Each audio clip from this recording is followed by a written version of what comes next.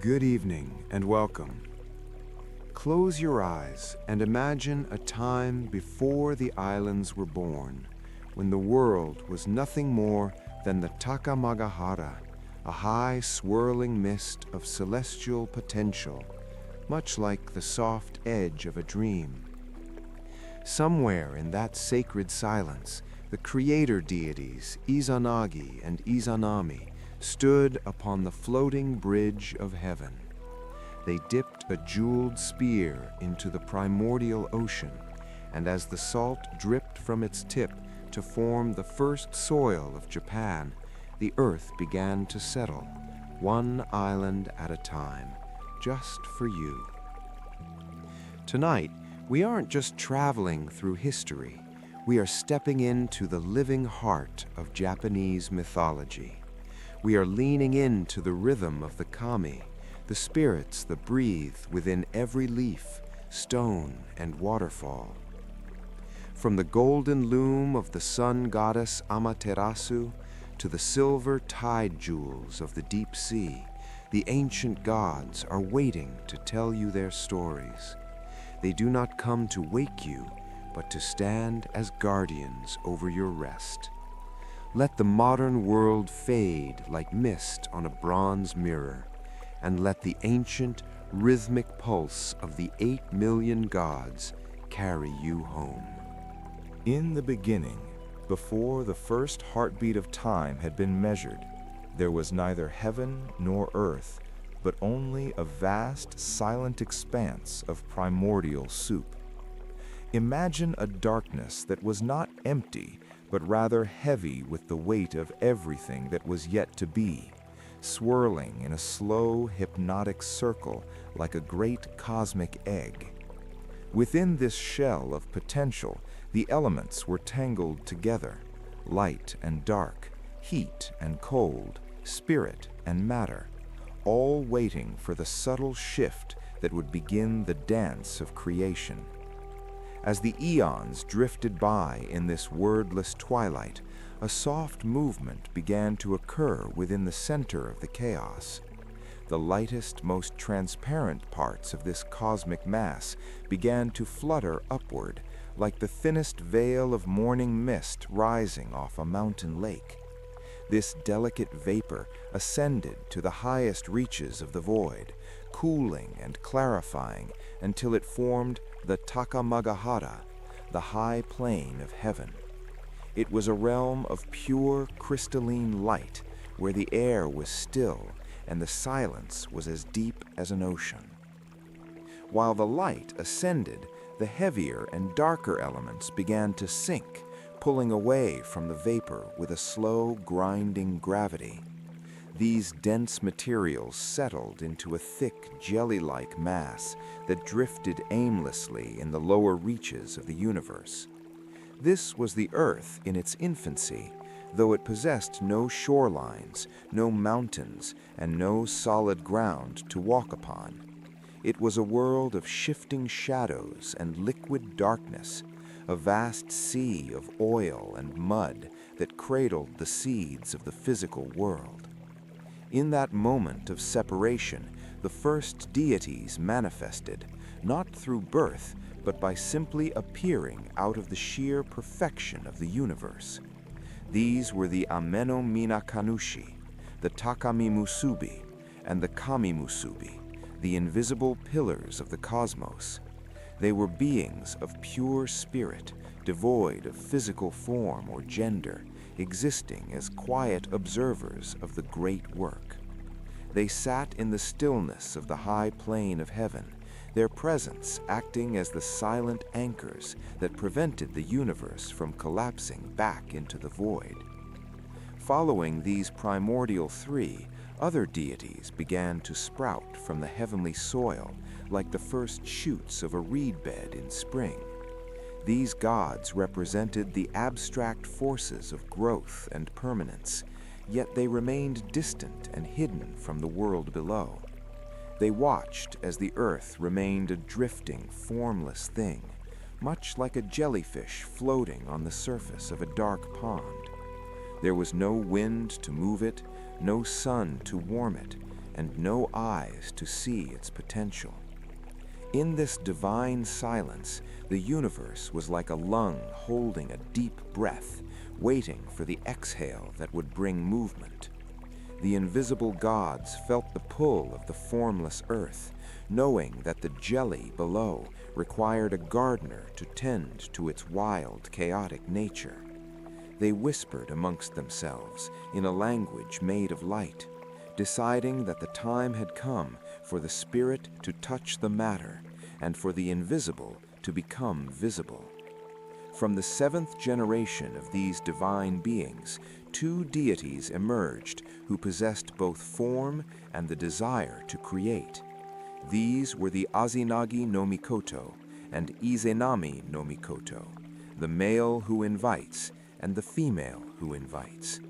Unlike the gods who came before them, they were bestowed with the gift of curiosity and the power of action.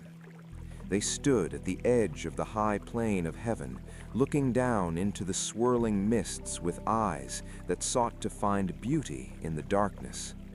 To aid them in their task, the elder gods presented them with a magnificent gift, the Ame no Nuboko, a spear encrusted with shimmering jewels that pulsed with the light of the stars.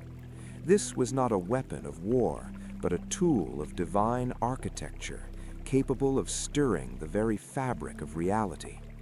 The spear felt heavy and warm in Izanagi's hands, its tip glowing with a soft, ethereal fire that promised to illuminate the murky world below. Together, the young couple approached the border of the heavenly realm, where the light of the high plane met the shadows of the void.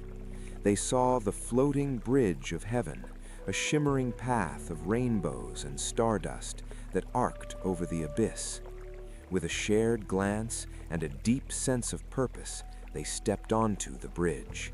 Their footsteps made no sound as they walked toward the center of the arch, suspended between the absolute peace of the heavens and the churning chaos of the deep. This was the final moment of the great silence. The universe stood poised on the brink of a transformation that would turn the darkness into islands and the mists into gods. Izanagi and Izanami looked down, the jeweled spear held between them, and prepared to disturb the quiet waters of the beginning. Standing at the apex of the heavenly floating bridge, Izanagi and Izanami felt the cold winds of the abyss brushing against their divine robes. The bridge beneath them was a translucent ribbon of light, vibrating with the energy of the cosmos, yet it offered no warmth and no shelter. Below them, the world remained a churning cauldron of brine and shadow, an endless ocean of ink that showed no sign of life or land. They were the only two beings in existence who possessed the will to change the horizon.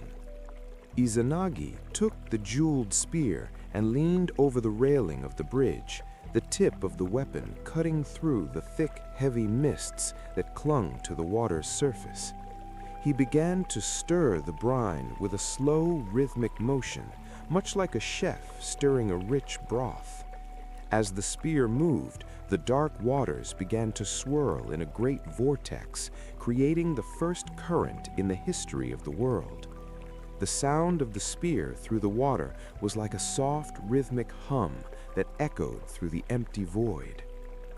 As he stirred, the minerals and salts of the primordial sea began to gather around the jeweled tip of the spear.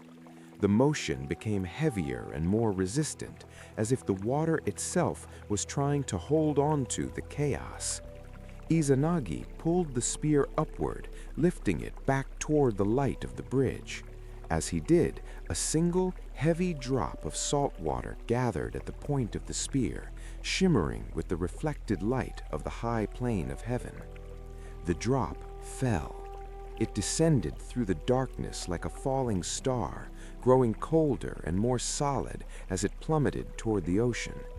When it hit the water, it did not splash. Instead, it curdled and solidified instantly, forming the island of Onogoro. This was the first piece of solid earth, a small but sturdy anchor in the middle of the drifting sea. It was a place of gray stone and salt-crusted cliffs rising defiantly from the waves, waiting for the gods to claim it. Izanagi and Izanami descended from the floating bridge, their feet touching the solid ground of Onogoro for the first time. The sensation of earth beneath them was strange and exhilarating, a sharp contrast to the weightless light of the heavens. They walked across the salt-dusted rocks, listening to the first waves of the ocean crashing against the shore.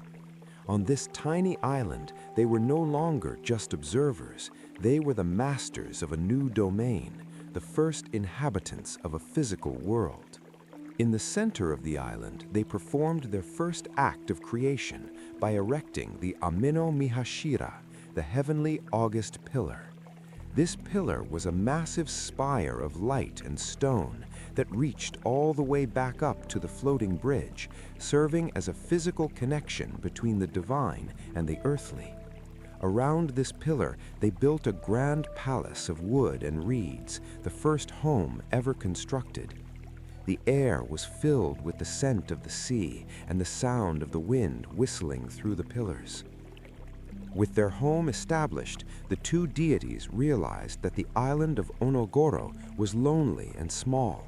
They felt a deep instinctive urge to populate the world and expand the land until it matched the grandeur of the heavens. They looked at the great pillar and decided to perform a sacred ritual of union, a walk of destiny that would define the future of their lineage. They would circle the pillar from opposite directions and meet on the other side to pledge their hearts to one another. Izanagi began his walk to the left, his footsteps steady and measured as he moved around the massive stone. Izanami walked to the right, her eyes fixed on the horizon, her mind filled with the beauty of the new world. When they finally met on the far side of the pillar, the air seemed to shimmer with anticipation. Overwhelmed by the moment, Izanami spoke first, exclaiming how wonderful it was to meet such a handsome and noble deity in this new land. Izanagi felt a flicker of unease, for he sensed that in the hierarchy of the heavens, the male should have initiated the greeting. However, he swept the thought aside, captivated by Izanami's radiance. They completed their union, but the fruit of their labor was a tragedy. Their first child was Hiruko, the leech child, a being without bones or form, drifting like a bubble. Distraught, they placed the child in a boat made of reeds and let the ocean currents carry him away into the unknown. Returning to the high plane of heaven, they sought the counsel of the elder gods to understand their failure. The elders, peering into the divine patterns, explained that the ritual had been marred because the female had spoken first, disrupting the natural flow of the universe's energy. Armed with this knowledge and a heavy heart, the couple returned to Onogoro. They prepared to walk the circle once more, determined to get it right and bring true life to the archipelago that waited beneath the mist. Back on the island of Onogoro, the silence of the palace felt heavy with the memory of their first mistake. Izanagi and Izanami stood once more before the heavenly August pillar, the great stone heart of their world. This time, they moved with a careful, meditative grace. They began their walk again, Izanagi to the left, Izanami to the right, their shadows stretching long across the salt-crusted floor. The wind outside seemed to hold its breath, sensing that the true history of the land was about to be written in their footsteps. When they met on the far side of the pillar, a profound stillness settled over them. Izanagi looked upon Izanami and was the first to speak, his voice soft but resonant like a temple bell. He spoke of her beauty, and his desire to build a world of green hills and blue waters for her to rule. Izanami responded with a gentle nod and her own vows, her voice following his like an echo. This time, the harmony was perfect. The masculine and feminine energies of the universe were in balance, flowing together like two rivers meeting the sea. From this perfect union, the creative power of the gods was unleashed upon the ocean. Izanami gave birth to the first of the great islands, Awaji, a land of rolling mists and hidden valleys. Then came the larger islands, Shikoku with its rugged mountains, Oki with its secret bays, and Kyushu with its volcanic spirit. Each island rose from the sea with a deep subterranean groan, draped in the greenery of the first forests and washed by the pure, cold waters of the Pacific. Finally, they birthed the great Yamato, the heart of the archipelago, a land of fertile plains and sun-drenched hills. Together, these formed the 8 great islands of Japan. Standing upon the cliffs of Onogodo, the gods looked out over their creation and saw a world of emerald and sapphire, a landscape that was as beautiful as the high plain of heaven, but filled with the wild, tactile energy of life. The drifting jelly of the beginning had finally found its permanent and majestic form. But islands alone were not enough to make a world. Izanami and Izanagi began to birth the kami, the spirits that would inhabit every corner of the land. They gave life to the gods of the wind, who carried the scent of pine needles and sea salt across the valleys. They birthed the gods of the trees, whose roots took hold in the rocky soil, and the gods of the mountains, who stood as silent sentinels over the plains.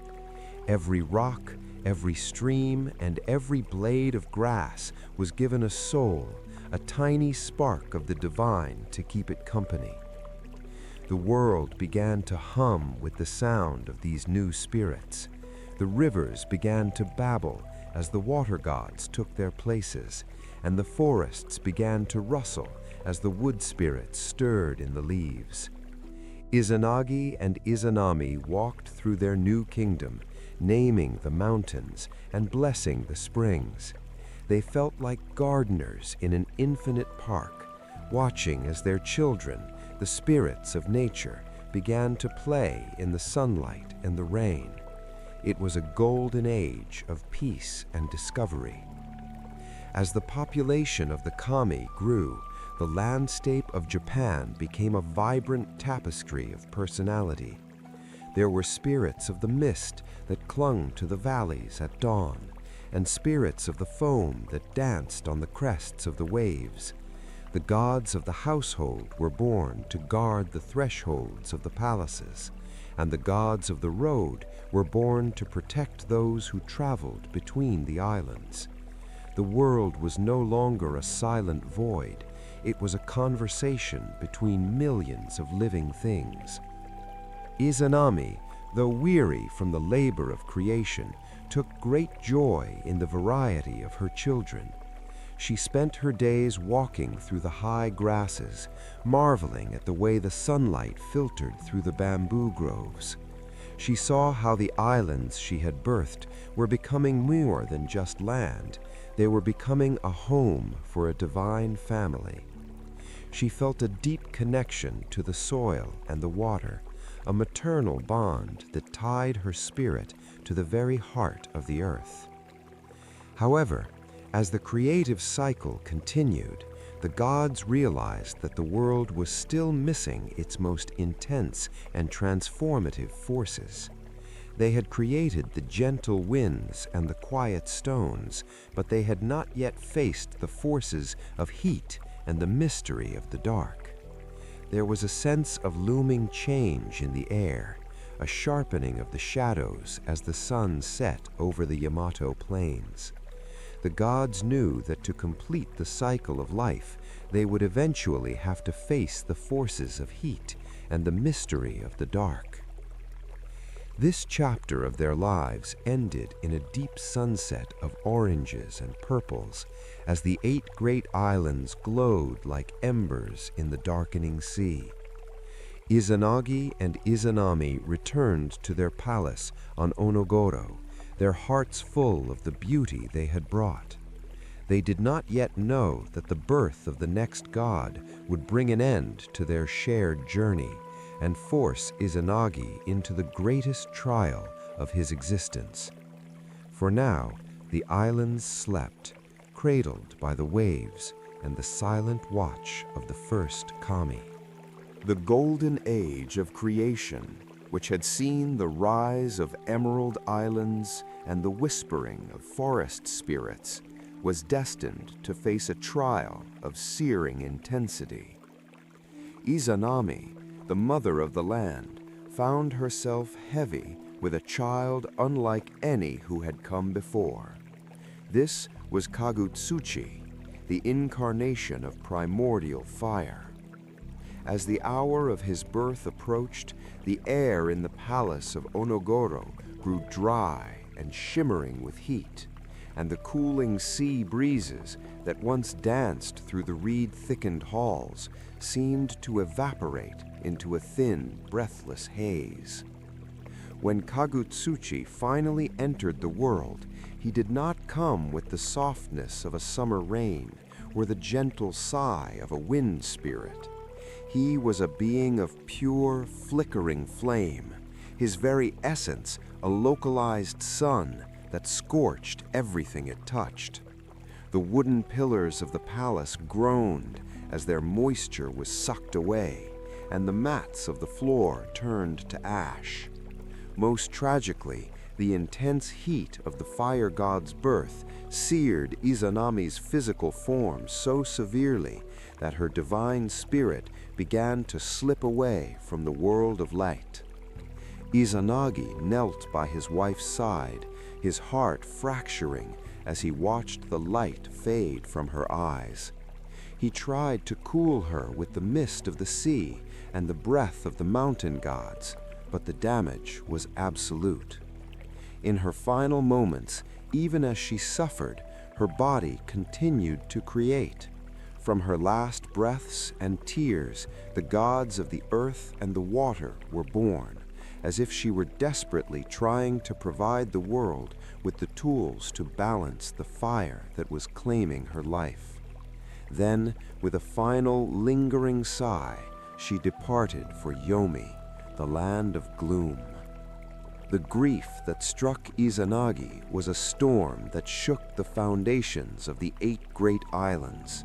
In his blind rage and sorrow, he looked upon the infant Kagutsuchi, who sat amidst the embers of the ruined palace.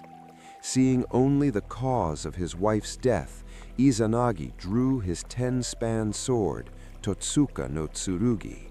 With a single heavy strike, he ended the life of the fire god. Yet even in this act of violence, creation persisted. From the blood that dripped from the blade, 8 powerful martial deities were born, and from the body of the fire god, the great volcanoes of Japan arose. For a long time, Izanagi wandered the shores of Onogoro, unable to look at the beauty of the islands they had built together. The world felt hollow, a masterpiece painted in vibrant colors that he could no longer see. He became obsessed with the thought that death was merely another realm, a place he could reach if he was brave enough to follow. He decided to do the unthinkable, to descend into the underworld and bring Izanami back to the sunlight, believing that their love was stronger than the laws of the universe. The entrance to Yomi was a dark, yawning cavern at the edge of the world, where the air smelled of damp earth and ancient decay. As Izanagi descended, the warmth of the sun disappeared, replaced by a cold, clinging mist that seemed to sap the strength from his limbs. There were no stars here, and no moon, only a heavy, velvet darkness that pressed against his skin. He called out Izanami's name, his voice echoing through the stalactites until it was lost in the distant dripping of invisible rivers. To his overwhelming joy, a voice answered him from the shadows. It was Izanami, but her voice sounded different, thinner, like the rustling of dry leaves. She told him that she was moved by his journey, but that he had come too late. She had already tasted the food of the underworld, the dark grains of the dead, which bound her spirit to the land of gloom. However, seeing his desperation, she promised to go and petition the gods of Yomi for her release on one strict condition: he must not look upon her until the negotiations were complete. Izanagi waited in the stifling darkness for what felt like an eternity. The silence of the underworld was a living thing, a pressure that worked against his patience. He began to doubt if she was truly there, or if the shadows were playing tricks on his mind. Eventually, his curiosity and fear overcame his resolve. He snapped off a tooth from his hair comb and lit it like a small flame, the tiny flame casting long, jagged shadows against the cavern walls as he moved deeper into the gloom to find his bride. The light of the torch revealed a horror that shattered his spirit. The beautiful Izanami was gone. In her place was a decaying form, her flesh inhabited by the 8 thunder deities of the underworld. She was no longer the goddess of the flowering trees, but a queen of the rotting earth. Horrified and revolted, Izanagi dropped the torch and fled. Izanami, feeling humiliated and betrayed that he had broken his vow and seen her in her shame, let out a piercing shriek that summoned the hags of Yomi to hunt him down. Izanagi raced back towards the world of light, the spirits of death snapping at his heels. He threw down his headdress, which turned into grapes to distract them, and his comb, which turned into bamboo shoots. Finally, reaching the entrance, he rolled a massive boulder over the mouth of the cavern, sealing the land of gloom forever. From behind the stone, Izanagi cursed him, vowing to kill 1,000 of his people every day. Izanagi replied that he would give life to 1,500 every day. Thus, the cycle of birth and death was born from a broken heart. Izanagi stood at the mouth of the blocked cavern, his breath coming in ragged gasps as the silence of the surface world washed over him. He felt heavy, not just with exhaustion, but with the literal filth of the underworld. The soot of Yomi, the scent of decay, and the lingering touch of the shadows felt like a thick, oily skin over his divine essence. He knew that he could not return to the high plane of heaven or walk among the kami of the islands in this state. He was stained by the touch of death, and he needed to be made new. He traveled to a clear, sun-drenched river in the plain of Awakihara, where the water flowed over smooth white stones and the air was filled with the song of the first birds. The river was a boundary, a place where the salt of the sea met the sweetness of the mountain springs. Izanagi stripped away his divine robes and his jewelry, casting them onto the riverbank. As each item touched the ground, new spirits were born from them, gods of the roads, gods of the thresholds, and gods of the boundaries, forming a protective ring around the sacred site. Stepping into the water, Izanagi felt the cold current begin to pull the darkness from his skin. This was the first misogi, the ritual of purification that would become the cornerstone of his people's spirit. He waded into the center of the stream, where the sunlight hit the ripples and turned the water into liquid silver. He submerged himself completely, letting the river carry away the memories of the rotting shadows and the screams of the hags. With every splash, the heavy weight of grief began to lift, replaced by a rising, buoyant light. As he began to wash his face, a miraculous event occurred, the final and most magnificent act of his creative journey.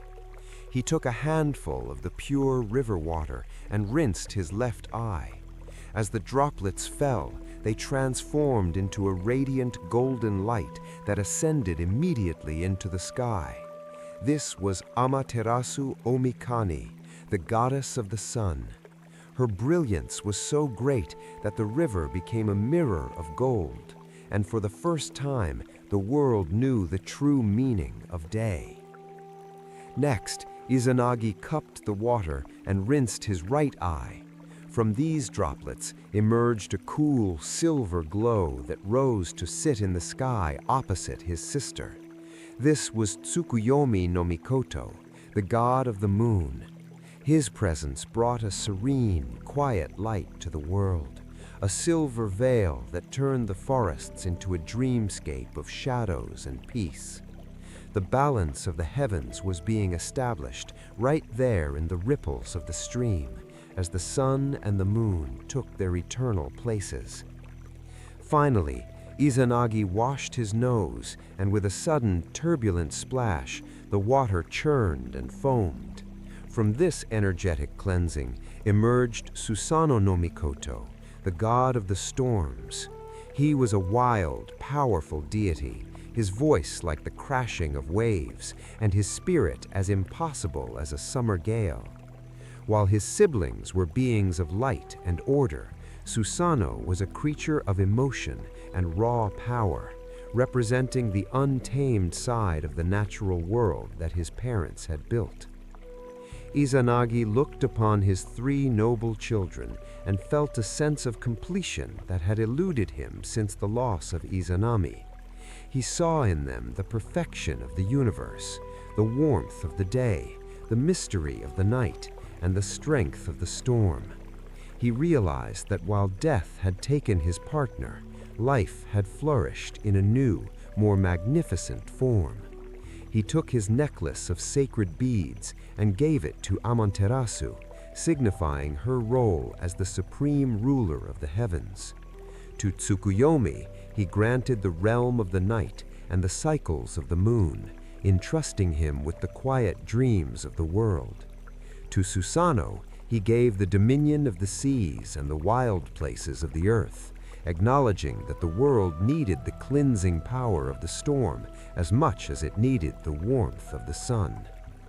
The three siblings stood before their father on the riverbank, their divine auras blending together in a spectrum of gold, silver, and sea blue.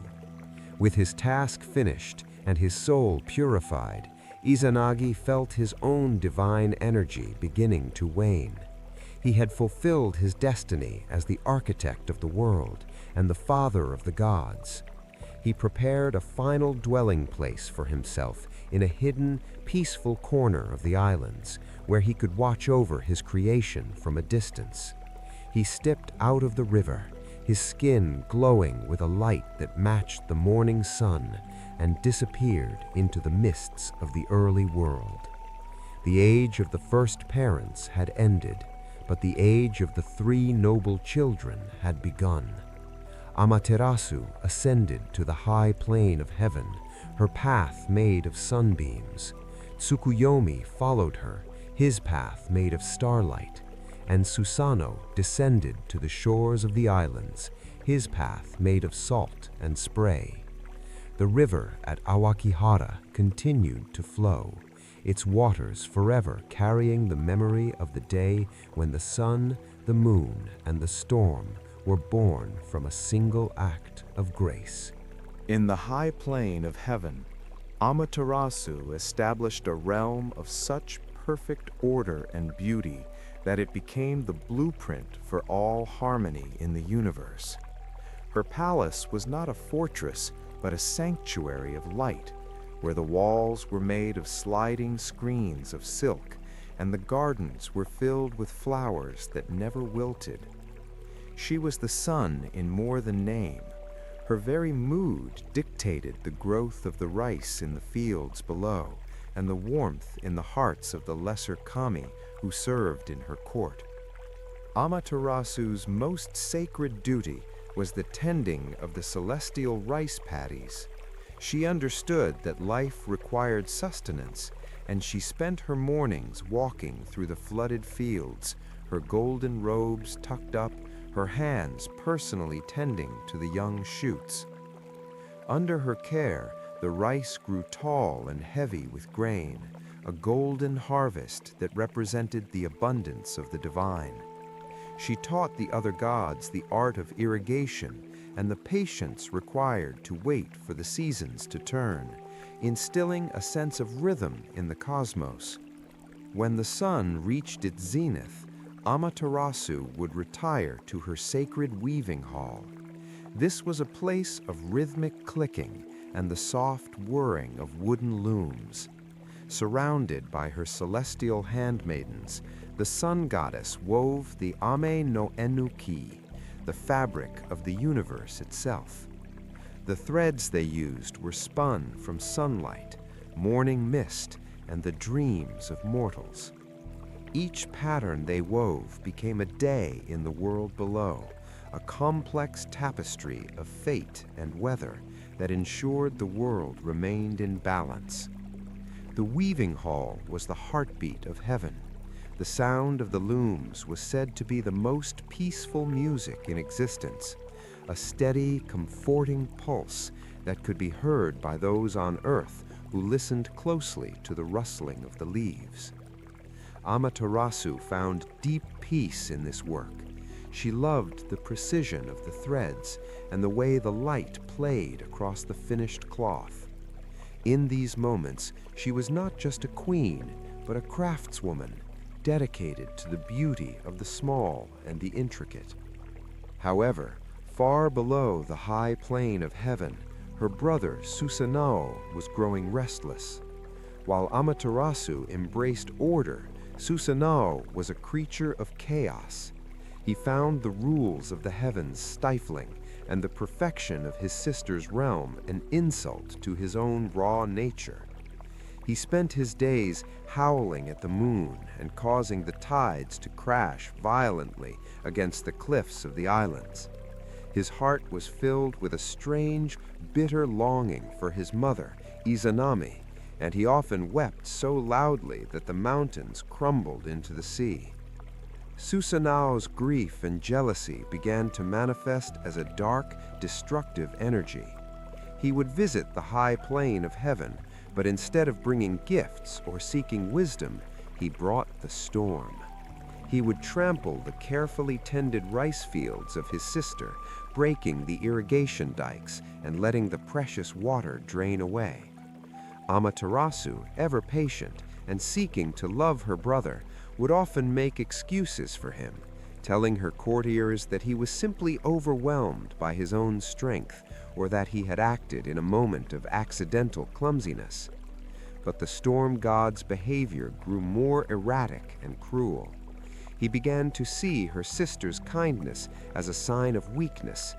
He wanted to prove that his raw, primal power was more significant than her orderly light.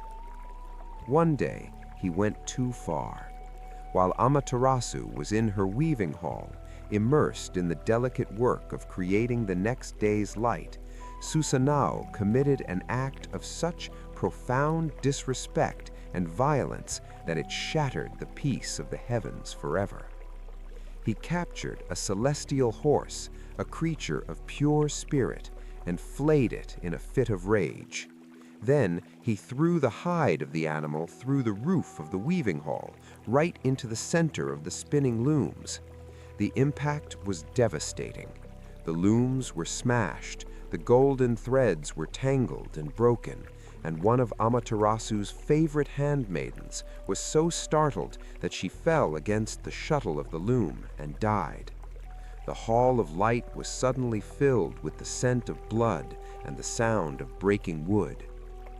Amaterasu stood amidst the wreckage, her golden robes stained and her heart broken. For the first time in her existence, the Sun Goddess felt a cold, paralyzing fear. She looked at her brother, but she did not see a god. She saw a void that threatened to swallow everything she had built. She realized that her patience had only fed his madness, and that the harmony she cherished was a fragile thing that could be destroyed by a single act of malice. Without a word, Amaterasu turned away from the ruins of her hall. She walked through the gardens, her light dimming with every step, and headed toward the rocky outskirts of heaven. She found a deep, lightless cavern known as the Ame no Ama Iwato, the heavenly rock cave. She stepped inside, the cold stone closing around her like a shroud, and pulled the massive stone door shut. In an instant, the Sun Goddess was gone, and the universe fell into a terrifying, absolute darkness. The transformation of Susanoo from a divine brother to a bringer of chaos was not an overnight shift, but a slow, churning storm that built within his spirit. As the god of the sea and storms, his nature was inherently restless, shifting like the tides and howling like the winter gales. While Amaterasu found peace in the stillness of her weaving hall, Susanoo found only a suffocating silence that he felt compelled to break. His heart was a cavern of echoes, filled with a longing for the mother he never knew, and a resentment for the sister who outshone him in every celestial court. This resentment manifested first in small, petty acts of defiance against the order of the high plane of heaven. Susanoo would walk through the sacred rice paddies not with the careful steps of a gardener, but with the heavy trampling gait of a wild beast. He found a strange, dark satisfaction in seeing the pristine irrigation channels hewn by his sister's hand fill with mud and debris. To him, the perfect rows of green shoots were a cage, a symbol of a cosmic law that left no room for the wild, salt-streaked freedom of the ocean he commanded. As the seasons turned, Susanoo's behavior grew more erratic, fueled by the whispers of the darker spirits who roamed the fringes of the heavens. He began to boast that his power was the true foundation of the world, for while the sun could coax life from the soil, the storm could reclaim it in a single afternoon. He would stand on the peaks of the celestial mountains and roar at the sun, his voice cracking the clouds and sending tremors through the palaces of the lesser gods. Yet, through it all, Amaterasu remained patient, her light never wavering as she made excuses for her turbulent soul. The breaking point arrived on a day when the air in heaven was unusually still, a heavy golden afternoon that seemed to mock Susanoo's internal agitation. He watched the celestial maidens entering the weaving hall, their laughter like the chiming of silver bells, and something inside him snapped. He felt a sudden, violent need to shatter the porcelain beauty of his sister's world. He did not see them as family or as divine beings. He saw them as ornaments of a world that had no place for his jagged edges and his thundering heart.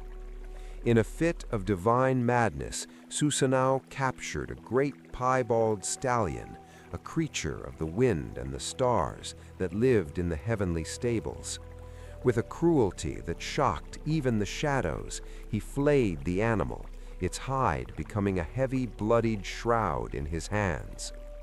He climbed to the roof of the sacred weaving hall, the thatch groaning under his weight, and peered down at the peaceful scene below. There sat Amaterasu, her hands moving with practiced grace across the loom, weaving the threads of a bright and hopeful tomorrow. With a roar that silenced the music of the spheres, Susanoo hurled the flayed hide through the opening in the roof. The impact was like a thunderclap inside a bell. The heavy, wet skin struck the center of the room, spraying the golden threads with the visceral reality of death. The looms, which had ticked with the rhythm of eternity, were smashed into splinters of cedar and pine. The peaceful sanctuary was instantly transformed into a scene of carnage, the scent of fresh blood overpowering the fragrance of the heavenly lilies. The shock of the intrusion was fatal for one of the weaving maidens. Startled by the sudden darkness and the violence of the impact, she fell against the sharp wooden shuttle of her loom. The tool, designed to create beauty, became a needle of tragedy, piercing her heart and ending her life in a single heartbeat. The other maidens fled in terror, their white robes stained, their cries echoing through the corridors of the palace. The fabric of the day lay ruined on the floor, a tangled mess of broken dreams and severed light. Amaterasu stood in the center of the wreckage, her hands trembling as she looked at the body of her servant and the desecration of her temple. The light that usually radiated from her skin began to flicker and dim, turning from a warm gold to a pale, sickly gray. She did not scream, and she did not strike back at her brother. Instead, a cold, hollow vacuum opened in her chest. She realized that the world she had nurtured was no longer safe, and that her own light was being used to illuminate the horrors her brother had wrought. Susanoo stood above the hole in the roof, his chest heaving, waiting for a confrontation that never came. He expected a battle of gods, a clash of sun and storm that would finally prove his worth. But instead of fire, he was met with a silence so absolute it felt like the end of the world.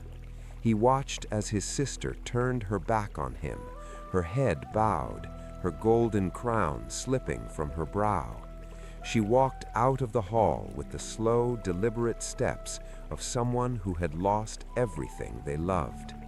As Amaterasu walked toward the Ama no Iwato, the heavenly rock cave, the shadows of heaven began to lengthen and deepen. The birds stopped singing, and the flowers closed their petals as if it were midnight. When she finally stepped inside the cold, damp stone and pulled the massive door behind her, the final spark of hope vanished from the horizon.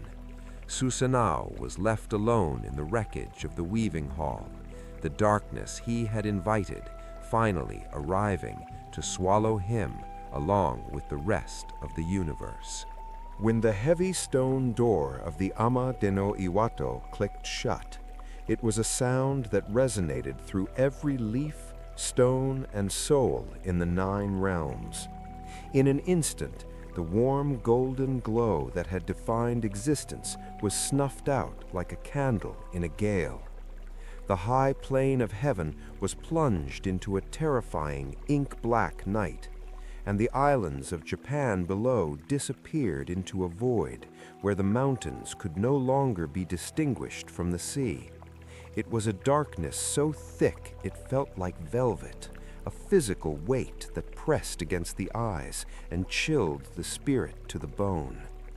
On Earth, the change was catastrophic. The rice fields, which had been heavy with the promise of harvest, began to wither and turn brittle in the sudden frost. The birds fell silent in the trees, and the animals huddled together in their dens, shivering in a cold they did not understand. Without the sun to guide the passage of time, the rhythm of life was broken. There was no morning to wake to, and no evening to rest in. The world became a stagnant pool of shadow, where the air grew stale and the hope of the people began to evaporate into the freezing mist. But it was not just the cold that terrified the living, it was the things that moved within the dark. Evil spirits, long held at bay by Amaterasu's brilliant light, emerged from the cracks in the earth and the depths of the sea. These were the Yao Yorozuno Magatsumi, the spirits of misfortune and malice. Their voices filled the air like the buzzing of 1,000 angry wasps, whispering of despair and chaos. They roamed the darkened forests and the empty villages, their eyes glowing with a faint predatory light, reveling in a world where the sun could no longer burn them away. In the high plain of heaven, the 8 million gods gathered in the dry bed of the heavenly river, the Ame no Yasu no Kawara. They stood in a great somber circle, their divine auras providing the only flickering light in the vast gloom. They spoke in hushed tones, their voices heavy with the realization that they were witnessing the end of their era. Without Amaterasu, they were like stars without a sky, drifting and powerless. They knew that if they could not coax the Sun Goddess back from her self-imposed exile, the universe would eventually freeze into a permanent monument to Susanoo's rage. In the high plain of heaven, the 8 million gods was Omoikane, the god of wisdom and deep thought. While others wept or shouted for vengeance against the storm god, Omoikane sat in silence, his mind working through the complexities of the human and divine heart. He knew that force would be useless. The rock door was sealed by the goddess's own will, and no amount of divine strength could pull it open if she chose to remain inside. They needed something more subtle, a plan that bypassed the mind and spoke directly to the soul's natural curiosity. Omoikane stood and shared his vision with the shivering gods. He proposed a festival of such joy and absurdity that it would pierce the veil of Amaterasu's sorrow. He understood that even a goddess in mourning could be reached by the sound of laughter and the light of wonder. The gods began to move, their hands working in the dark to create the tools of their salvation. They fashioned a great bronze mirror, polished until its surface was as smooth as a mountain lake, and a string of curved jewels, the magatama, which sang when the wind touched them. They found a massive sakaki tree and moved it to the entrance of the cave, draping its branches with the jewels and the mirror. These objects were designed to capture the light that did not yet exist, to act as anchors for the sun's return. The gods then lit great bonfires that cast long, dancing shadows against the cliffside, the orange flames flickering like the heartbeat of a world that refused to die. They gathered every rooster in the heavens and lined them up along the path, their feathers ruffled against the unnatural cold. At a signal from Omoikane, the roosters began to crow. It was a sound of false dawn, a rhythmic, repetitive call that echoed through the ravines and reached the ears of the hidden goddess.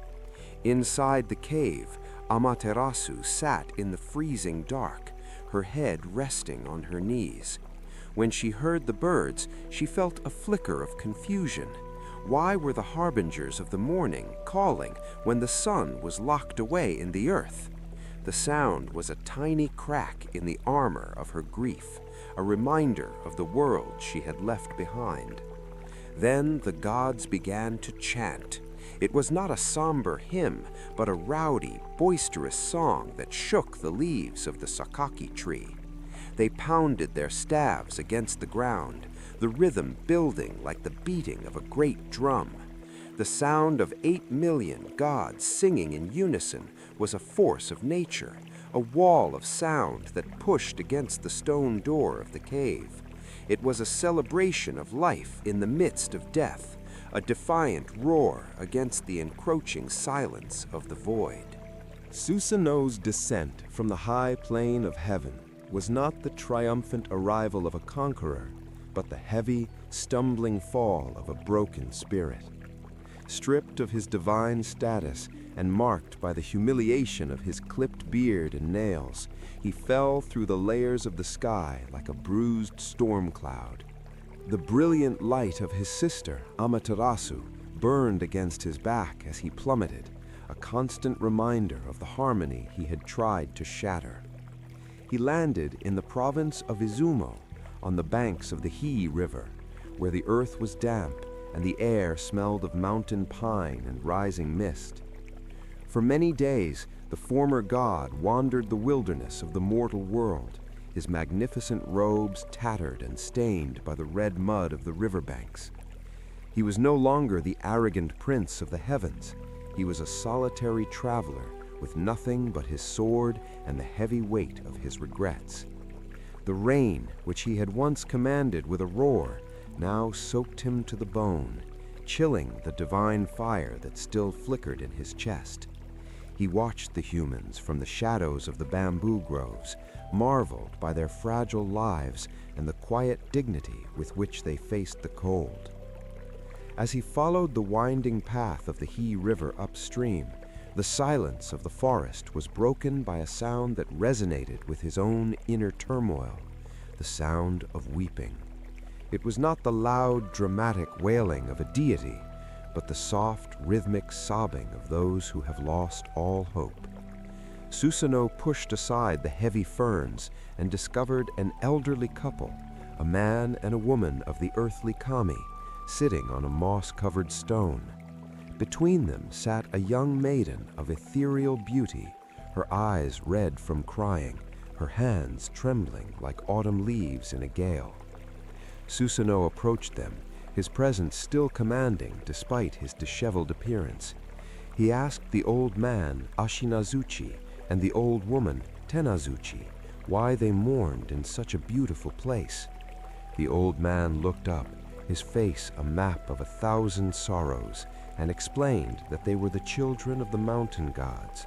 They once had 8 daughters, each as bright as a morning flower, but every year for 7 years a nightmare had descended from the peaks to claim one of them.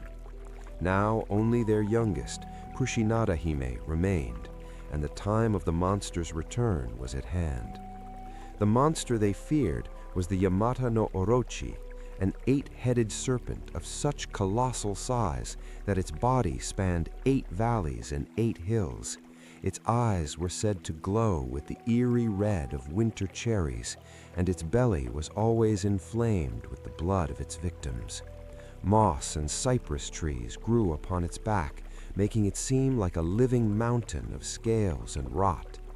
The serpent was the physical manifestation of the world's ancient, unthinking hunger, a shadow that had lingered since the stirring of the primordial chaos.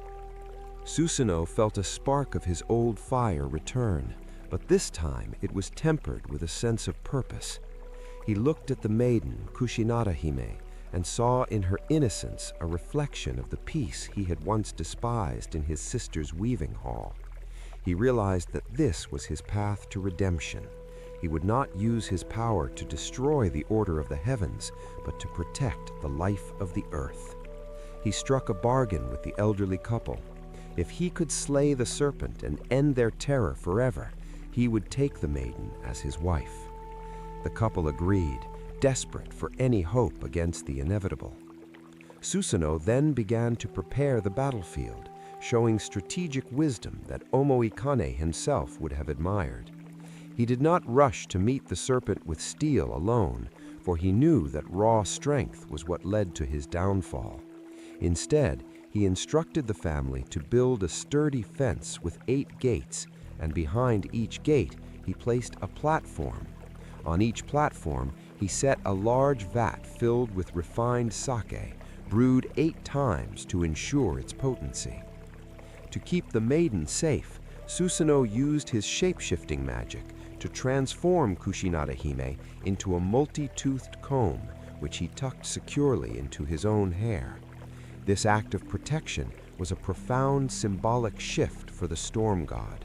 The hair comb, once a tool of vanity or a light in the underworld, was now a shield for the innocent. He stood alone in the center of the 8-gated fence, the scent of the strong wine filling the evening air, waiting for the mountains to move and the serpent to descend. As the sun dipped below the horizon, the earth began to tremble. The birds fled from the trees, and a heavy, sulfurous stench drifted down from the highlands. The Yamata no Orochi arrived, its 8 heads weaving through the mist like giant stalks of dark grain. Each head possessed a mind of its own, driven by an insatiable thirst. When the beast caught the scent of the refined sake, its 16 red eyes flickered with greed. Without hesitation, each head plunged into a gate and began to lap up the divine wine from the vats.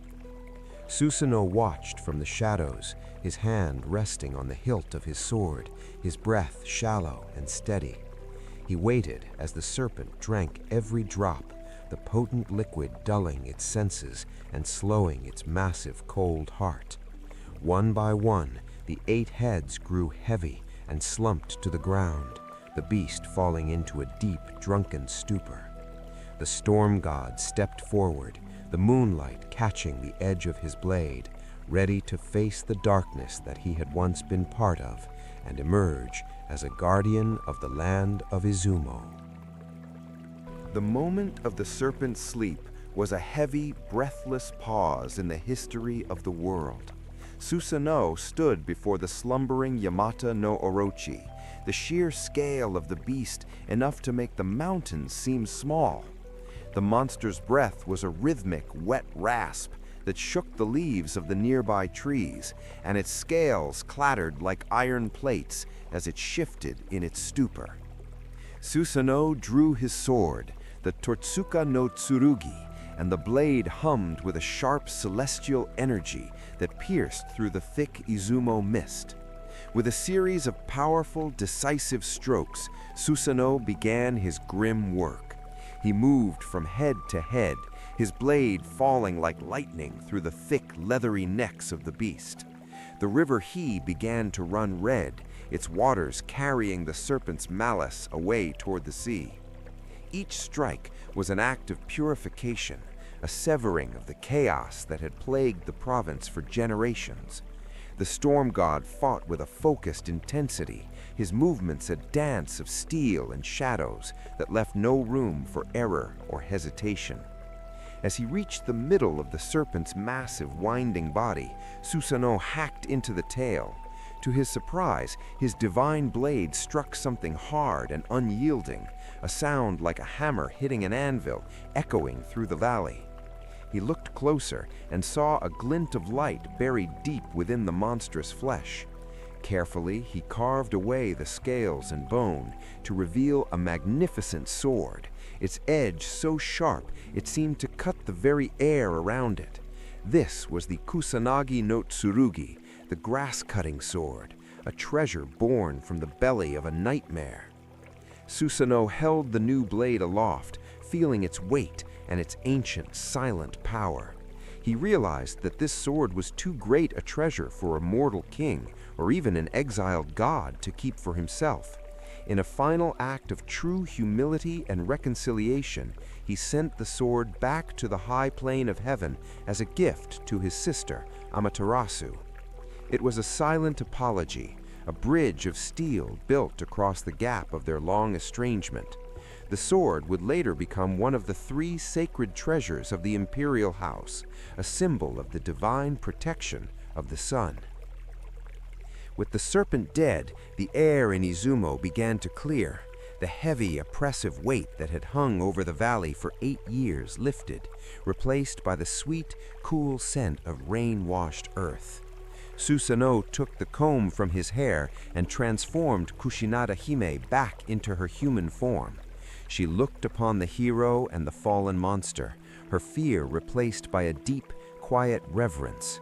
The elderly couple emerged from their hiding place, weeping this time not with sorrow, but with the overwhelming joy of a future restored. Susanoo sought out a place to build a home for his new bride.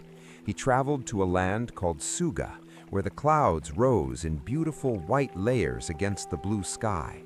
He was so moved by the sight that he composed the first waka poem in history. The many-layered clouds of Izumo, like a multi-layered fence.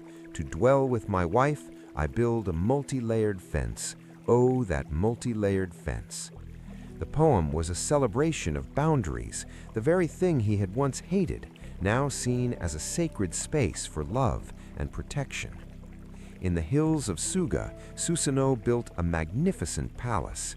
It was not a fortress of war, but a sanctuary of peace, designed to blend into the mists of the mountains.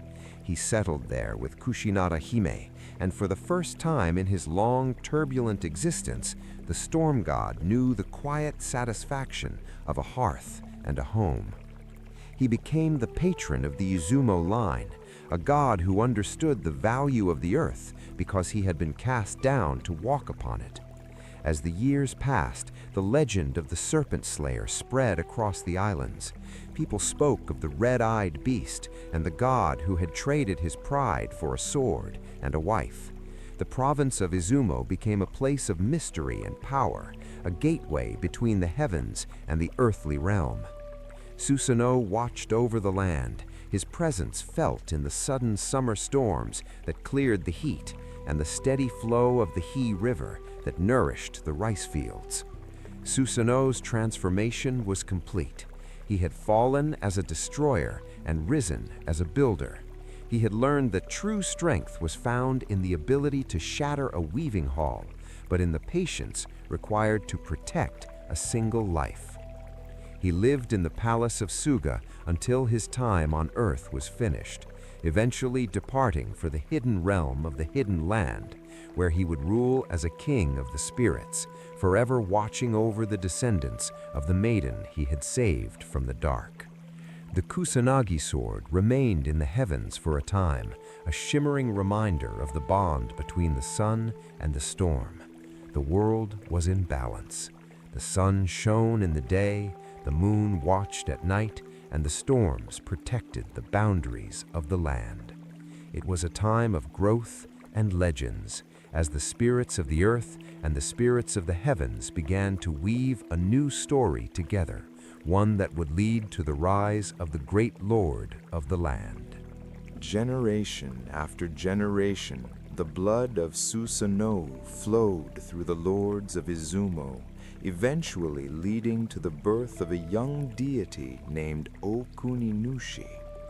He was a being of gentle heart and quiet wisdom, but he lived in the shadow of his 80 brothers who were vain, cruel, and obsessed with their own power. The brothers were all traveling to the land of Inaba to seek the hand of the beautiful princess Yakami, and they forced Okuninushi to follow behind them as their servant, carrying their heavy bags like a common porter. As the 80 brothers marched along the coast of Cape Keta, they came across a pathetic sight: a hare, completely flayed of its fur, its skin raw and red, shivering in the sea breeze. The brothers, seeking to amuse themselves with the creature's pain, told the hare that the only way to heal its skin was to bathe in the salty waters of the ocean and then stand on a high ridge where the wind could dry its body. The hare, desperate for relief, followed their cruel advice, only to scream in agony as the salt burned its flesh and the wind caused its skin to crack and bleed. When the Okuninushi finally caught up, plodding along under the weight of his brother's luggage, he found the hare lying in the sand, weeping with a sound that broke his heart. He set down his heavy burdens and knelt beside the small creature. Unlike his brothers, he did not see an object for mockery, but a living being in deep distress. He spoke to the hare in a soft, comforting voice, asking what had happened to bring it to such a state of misery on this beautiful shoreline. The hare explained that it had wanted to cross from the island of Oki to the mainland, but had no way to swim the distance. It had tricked the sea crocodiles into lining up across the water by challenging them to a contest to see whose tribe was more numerous. The hare had intended to hop across their backs as if they were a bridge, counting them as he went. However, in his pride, he had bragged about the trick just before reaching the shore. The last crocodile, enraged at being fooled, had snatched the hare and stripped him of his fur.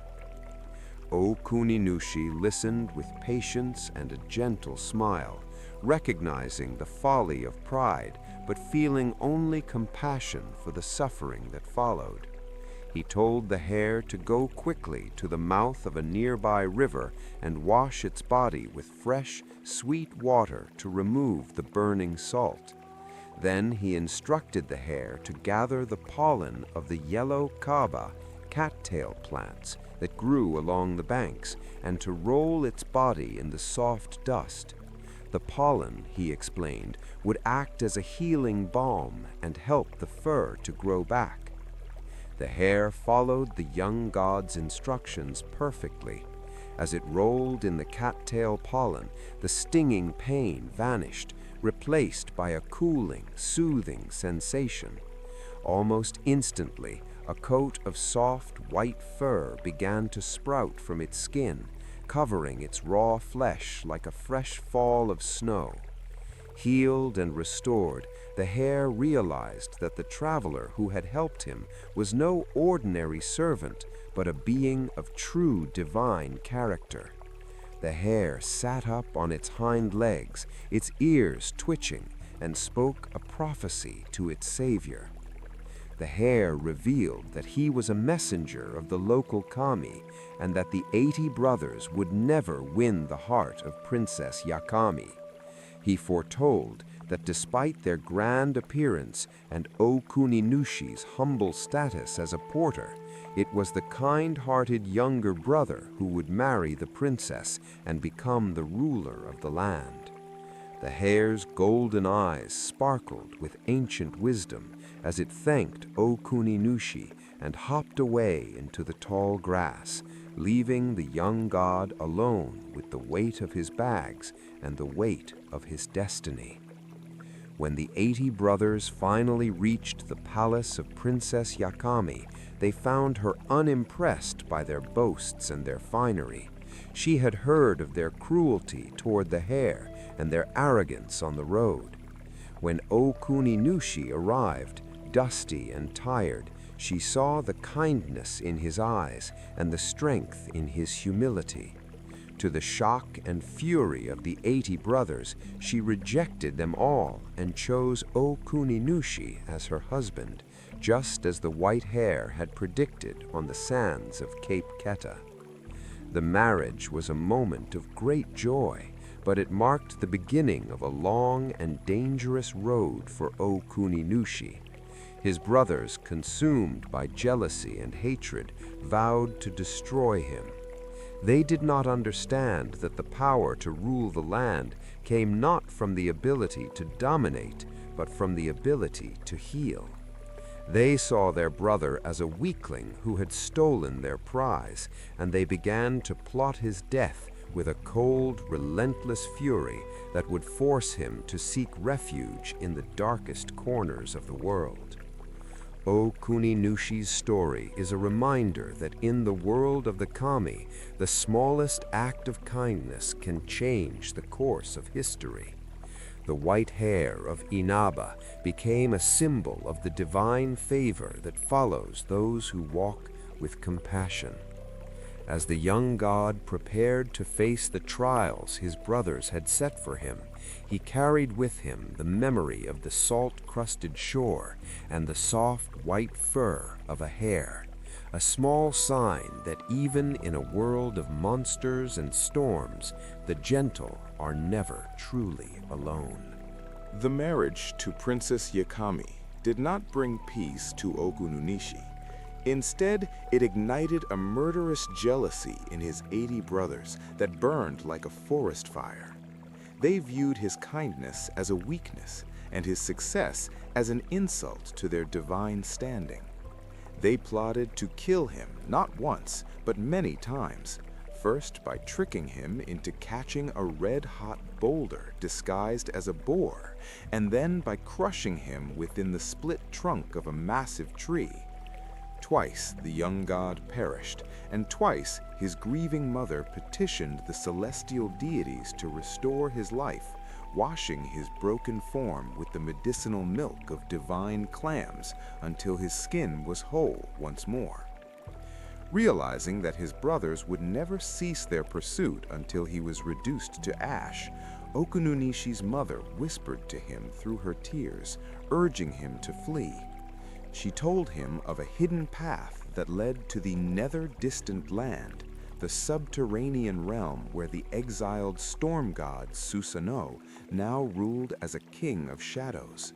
It was a perilous journey, descending away from the sunlight and the green hills of Izumo into a world where the air was thick with the scent of ancient pine and the silence was heavy with the weight of the earth above. Upon arriving at the palace of Susanoo, Okununishi did not find a welcoming patriarch, but a stern and formidable king whose eyes held the flickering lightning of 1,000 storms. However, before the two gods could speak, Susanoo's daughter, Suseri Hime, stepped into the courtyard. The moment her eyes met Okununishi's, a bond of fate was forged that even the king of storms could not sever. She saw in the young traveler a gentleness that was missing from her father's dark halls, and she immediately vowed to protect him from the trials she knew were coming. Susanoo, testing the worth of this interloper who dared to love his daughter, subjected Okununishi to a series of terrifying ordeals. The first night, he commanded the young god to sleep in a room filled with thousands of venomous snakes. The air hissed with their collective breath, and the floor was a carpet of cold, slithering scales. But Suseri Hime had secretly gifted Okununishi a magical snake-repelling scarf. By waving it 3 times, the serpents were lulled into a deep, harmless sleep, allowing the young god to rest peacefully amidst the danger. The next night, Susanoo upped the stakes, forcing Okununishi into a chamber filled with centipedes and stinging wasps. The buzzing was like a rhythmic drum of war, and the shadows were alive with reaching stingers. Again, the princess provided a magical scarf, this one designed to ward off the biting insects. Okununishi sat in the center of the room, the scarf draped over his shoulders like a silken shield, and emerged the next morning without a single mark upon his skin, much to the growing frustration of the storm god. Susanoo's final test was the most treacherous of all. He took Okununishi to a vast golden moor and shot a whirring arrow deep in the tall grass, commanding the youth to retrieve it. As soon as Okununishi reached the center of the field, Susanoo set the fire from all directions. The flames roared like hungry lions, and the smoke turned the sky into a choking gray veil. Okununishi looked for a path of escape, but the fire was a closing circle, a wall of heat that promised to return him to the dust. In his moment of deepest despair, a small mouse scurried toward him, its eyes bright and intelligent. It whispered a riddle. Inside is hollow, hollow. Outside is narrow, narrow. Understanding the mouse's guidance, Okununishi stepped onto a soft patch of earth and found a hidden underground chamber. He dropped into the cool darkness just as the fire swept over the surface, the heat passing harmlessly above his head.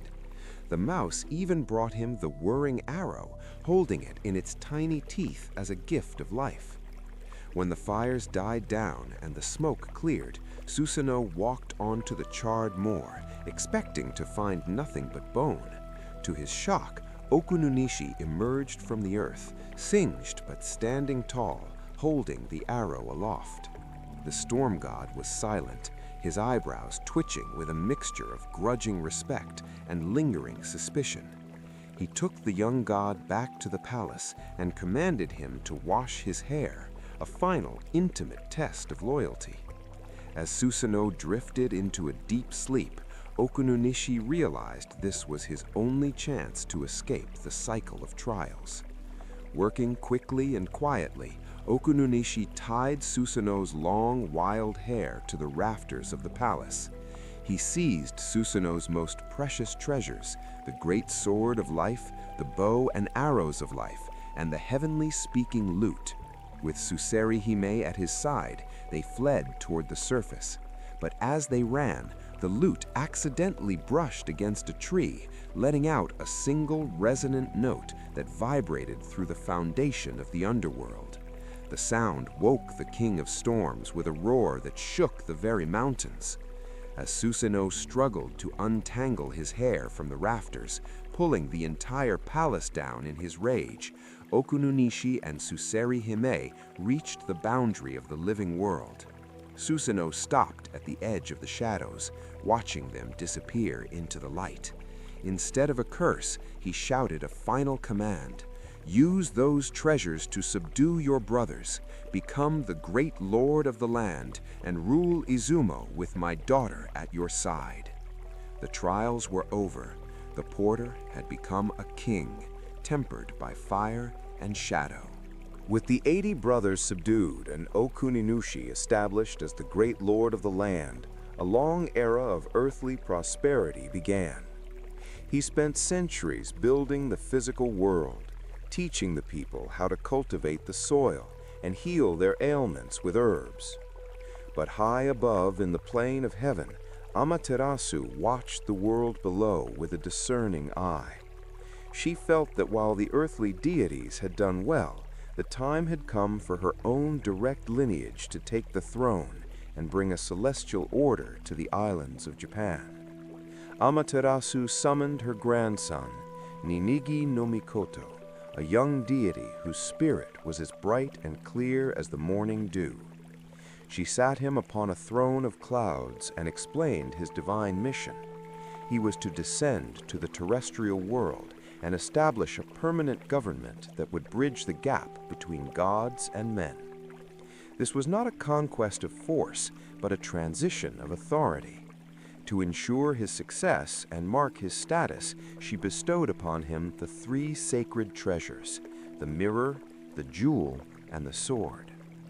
The mirror, Yata no Kagami, was the very one that had lured Amaterasu from the cave.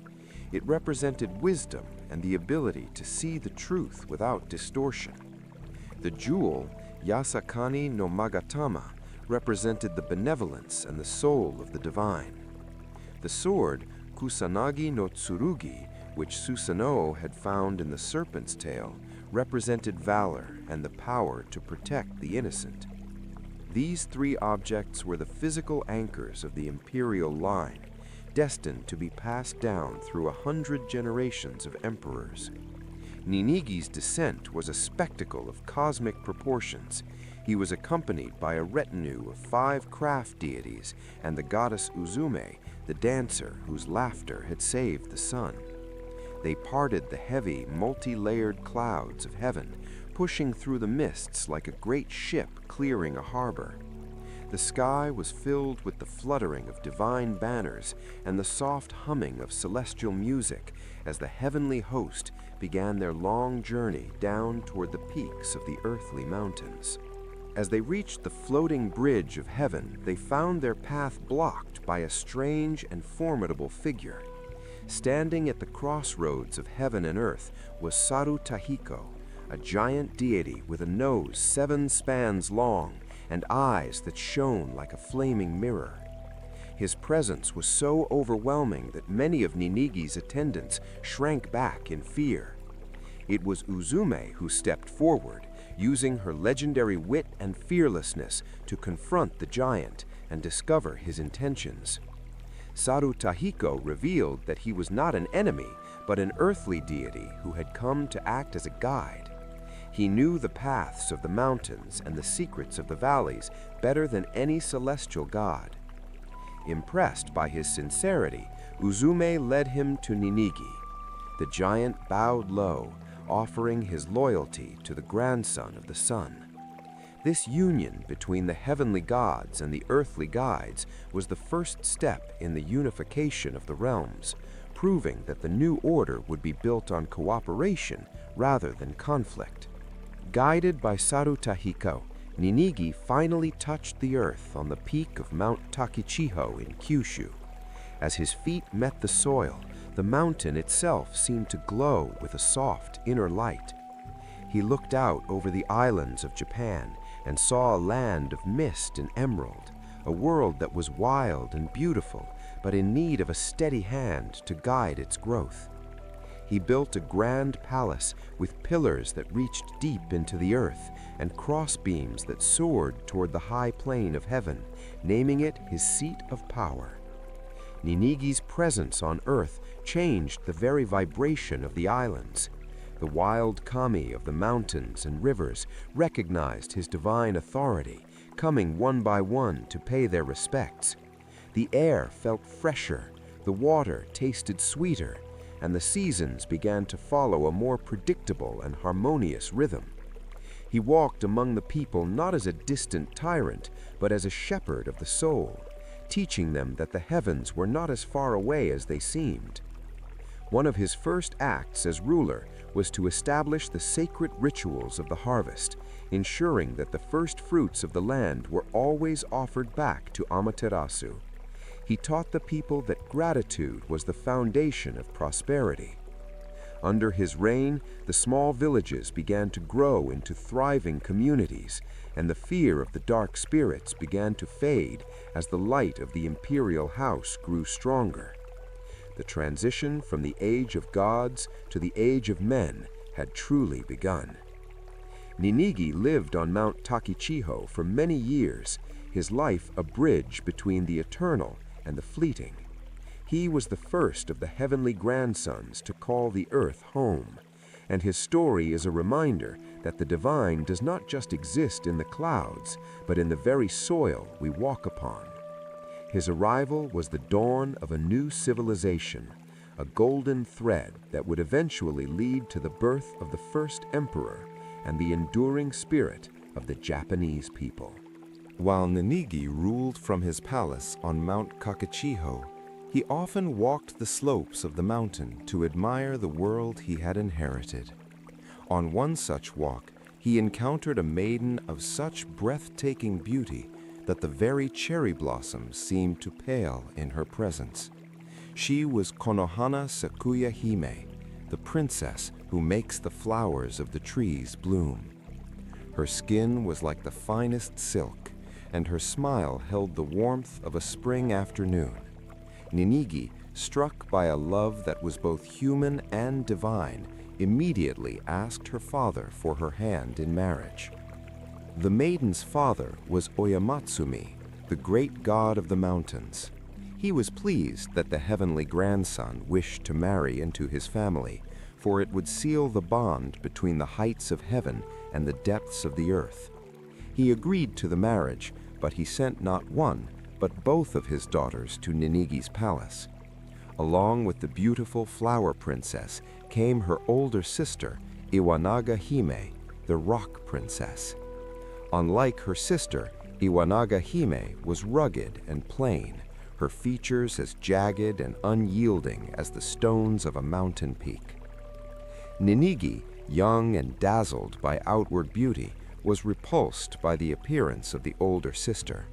He could not see the strength or the ancient wisdom that lay within the rock princess's eyes.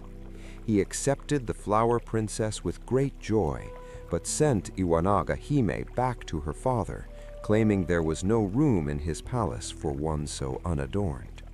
It was a decision made in a moment of vanity, a choice that would have profound consequences for every human being born from that day forward. When Oyamatsumi saw his elder daughter return in shame, a great sadness filled his heart, and he spoke a prophecy that would define the mortality of man. He explained that he had sent both daughters with a specific purpose. If Ninigi had accepted the Rock Princess, the lives of his descendants would have been as eternal and unchanging as the stones of the earth. They would have endured through the eons, untouched by decay or time. But because he chose only the Flower Princess, their lives would be as fleeting as the cherry blossoms. "Your children," the mountain god declared, "will bloom with great beauty and radiance, but like the flowers on the trees, they will wither and fall with the passing of the seasons." From that moment on, the divine lineage of the emperors, and by extension all humanity, was bound to the cycle of birth and death.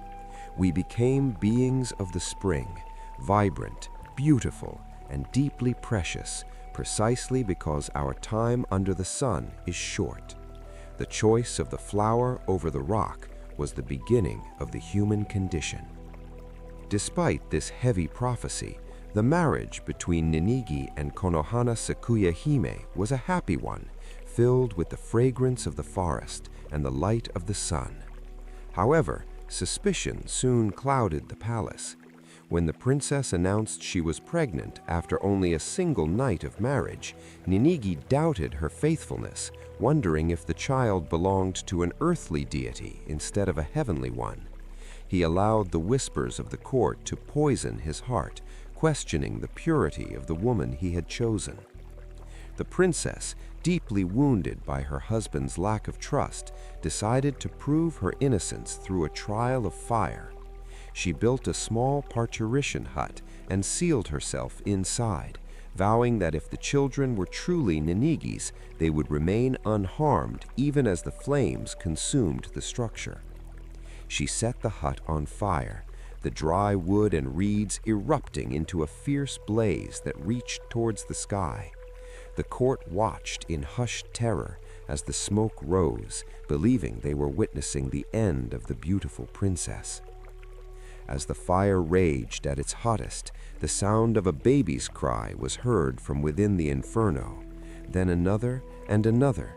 3 sons were born in the heart of the flames, and as the fire died down, Konohana Sakuya Hime stepped from the ashes, her robes untouched by the soot, and her children cradled safely in her arms. The heat of the fire had not burned them. Instead, it had acted as a forge, tempering the divine blood within them. Ninigi fell to his knees, his doubts incinerated by the proof of her devotion. The 3 sons were named Hoderi, Hosuseri, and Hori, their names reflecting the various stages of the fire shine, the fire full, and the fire fade. These children represented the fusion of the heavenly line with the earthly mountain spirits, and they would grow to become the protagonists of the next great cycle of legends. The Flower Princess had proven that her beauty was not just on the surface, but was backed by a spirit as resilient as the very fire that had birthed her sons.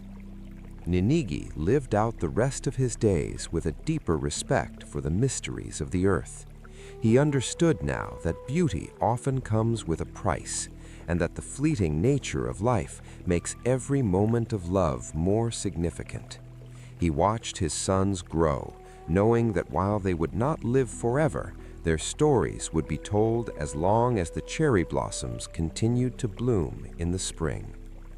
The palace on Mount Kakachiho remained a place of peace, a quiet sanctuary where the gods and the earth lived in a brief, beautiful harmony. The sons of Ninigi and the Flower Princess grew into powerful young men, each embodying a different aspect of the world their parents had built. The eldest, Hoderi, known as Fireshine, became a master of the sea, a legendary fisherman whose luck with the hook was whispered about from shore to shore. The youngest, Hori, known as Fire Fade, preferred the silent, dappled light of the mountain forests, becoming a peerless hunter who could track a deer through the thickest mist. For many years they lived in harmony, each respecting the boundaries of the other's domain. One quiet afternoon, standing on a ridge where the mountain met the coast, the brothers decided to trade their tools of the trade, driven by a restless curiosity to see the world through the other's eyes. Hori took his brother's magical fishhook, cast from a shimmering celestial metal, and waded into the surf. Hoderi took his brother's bow and arrows and disappeared into the high crags. But the exchange was doomed from the start, for the tools of the gods are often bound to the souls of their masters, refusing to work for any other hand. Hoderi found no game in the mountains. The deer vanished before his arrows could fly, and the birds mocked him from the high branches. Down at the shore, Hori fared even worse. He cast the line into the deep, churning waters, but he lacked the rhythmic patience of a true fisherman. As a great wave crested and broke against the rocks, a powerful fish struck the line with such violence that the magical hook was torn away, vanishing into the dark, crushing depths of the ocean. When the brothers met at twilight, the air was cold and the mood was grim. Hoderi, seeing that his brother had returned empty-handed, demanded his hook back with a fierce, uncompromising anger. Hori offered his brother his own bow and arrows, and even forged 1,000 new hooks from his own broken sword as a gesture of sincerity. But Hoderi would accept nothing but the original. To a god of the sea, the loss of a primary tool is a loss of identity, and Hoderi's heart grew as hard as a coastal stone. Hori sat by the shore, his head in his hands, weeping as the tide began to rise around his ankles. His tears fell into the brine, unnoticed by the world, until a soft voice rose from the foam.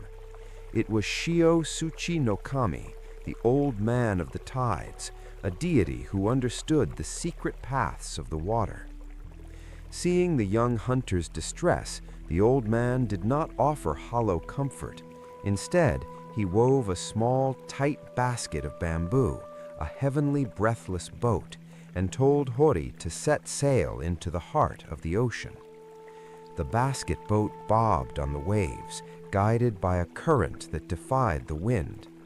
Hori felt the air grow heavy and wet as he was pulled deeper and deeper into the blue. The sunlight above faded into a soft, bioluminescent glow, and the pressure of the surface world drifted away. He was traveling toward the Ryugu-jo, the legendary palace of the sea god, Ryujin. It was a place where time slowed down, and the memories of the mountains felt like a dream from a previous life. As the basket boat touched the sandy floor of the deep, Hori saw a palace made of red and white coral, its towers reaching upward like frozen flames. Beside the palace gates stood a sacred well, shaded by a sprawling cassia tree. Hori climbed into the branches of the tree to wait, his heart beating with a mixture of fear and wonder. Soon, a maiden emerged from the palace to draw water. She was Otoyohime, the daughter of the sea god, a princess of the tides whose beauty was as cool and deep as the ocean itself. Otoyohime looked into the well and saw the reflection of a handsome youth in the branches above. She did not scream. Instead, she was struck by the strange, warm light that seemed to radiate from this creature of the upper world. She hurried back to her father, telling him of the guest who sat in their sacred tree. Ryujin, recognizing the scent of the heavenly grandson's lineage, welcomed Hori into his halls with a feast of sea delicacies that lasted for 7 days and 7 nights. In the underwater paradise, Hori forgot the bitterness of his brother and the loss of the hook. He fell deeply in love with Otoyohime, and they were wed in a ceremony where the guests were the great whales and the shimmering schools of silver fish. For 3 years, Hori lived in the coral palace, breathing the water as if it were air, his life a continuous loop of peace and luxury. The mountains were a memory of dust, and the hook was a forgotten needle in a world of infinite treasures. But one night, as the currents hummed a low, mournful tune against the palace walls, Hori let out a deep sigh. Otoyohime, sensing his hidden sorrow, asked what troubled him. Hori remembered his brother, Hoderi, and the vow he had made to return the lost hook. He realized that while the sea was a beautiful dream, he was a child of the fire and the mountains, and his debt remained unpaid. The sea god, seeing the hunter's integrity, promised to help him find the needle in the vastness of his kingdom. Ryujin, the great dragon of the sea, summoned all the creatures of the deep to his throne room. The fish with scales like coins, the slow-moving turtles, and the swift, darting squids. He asked if any had seen a hook of celestial metal. A sea bream stepped forward, complaining of a sore throat that would not heal. Upon inspection, the sea god found the magical hook lodged in the fish's gullet. He removed it, purified it with a splash of divine foam, and handed it to Hori, whose heart leaped with the relief of a long overdue homecoming. Before Hori departed, the sea god gave him two final gifts that would ensure his dominance over the earth and the sea. These were the Kanju and the Manju, the tide-ebbing jewel and the tide-flowing jewel. These shimmering gems held the power to command the very breath of the ocean. "If your brother attacks you," Ryujin whispered, his voice like the grinding of tectonic plates, "use the flowing jewel to submerge him. If he begs for mercy, use the ebbing jewel to spare him. Thus you shall be the master of his destiny." Hori boarded the back of a giant wanizame, a creature half crocodile and half shark, and began the long ascent back to the world of light. As he breached the surface, the sun felt blindingly bright, and the air felt strangely thin and sharp. He stepped onto the shore of his homeland, the magical hook held firmly in his hand, and the tide jewels hidden in his robes.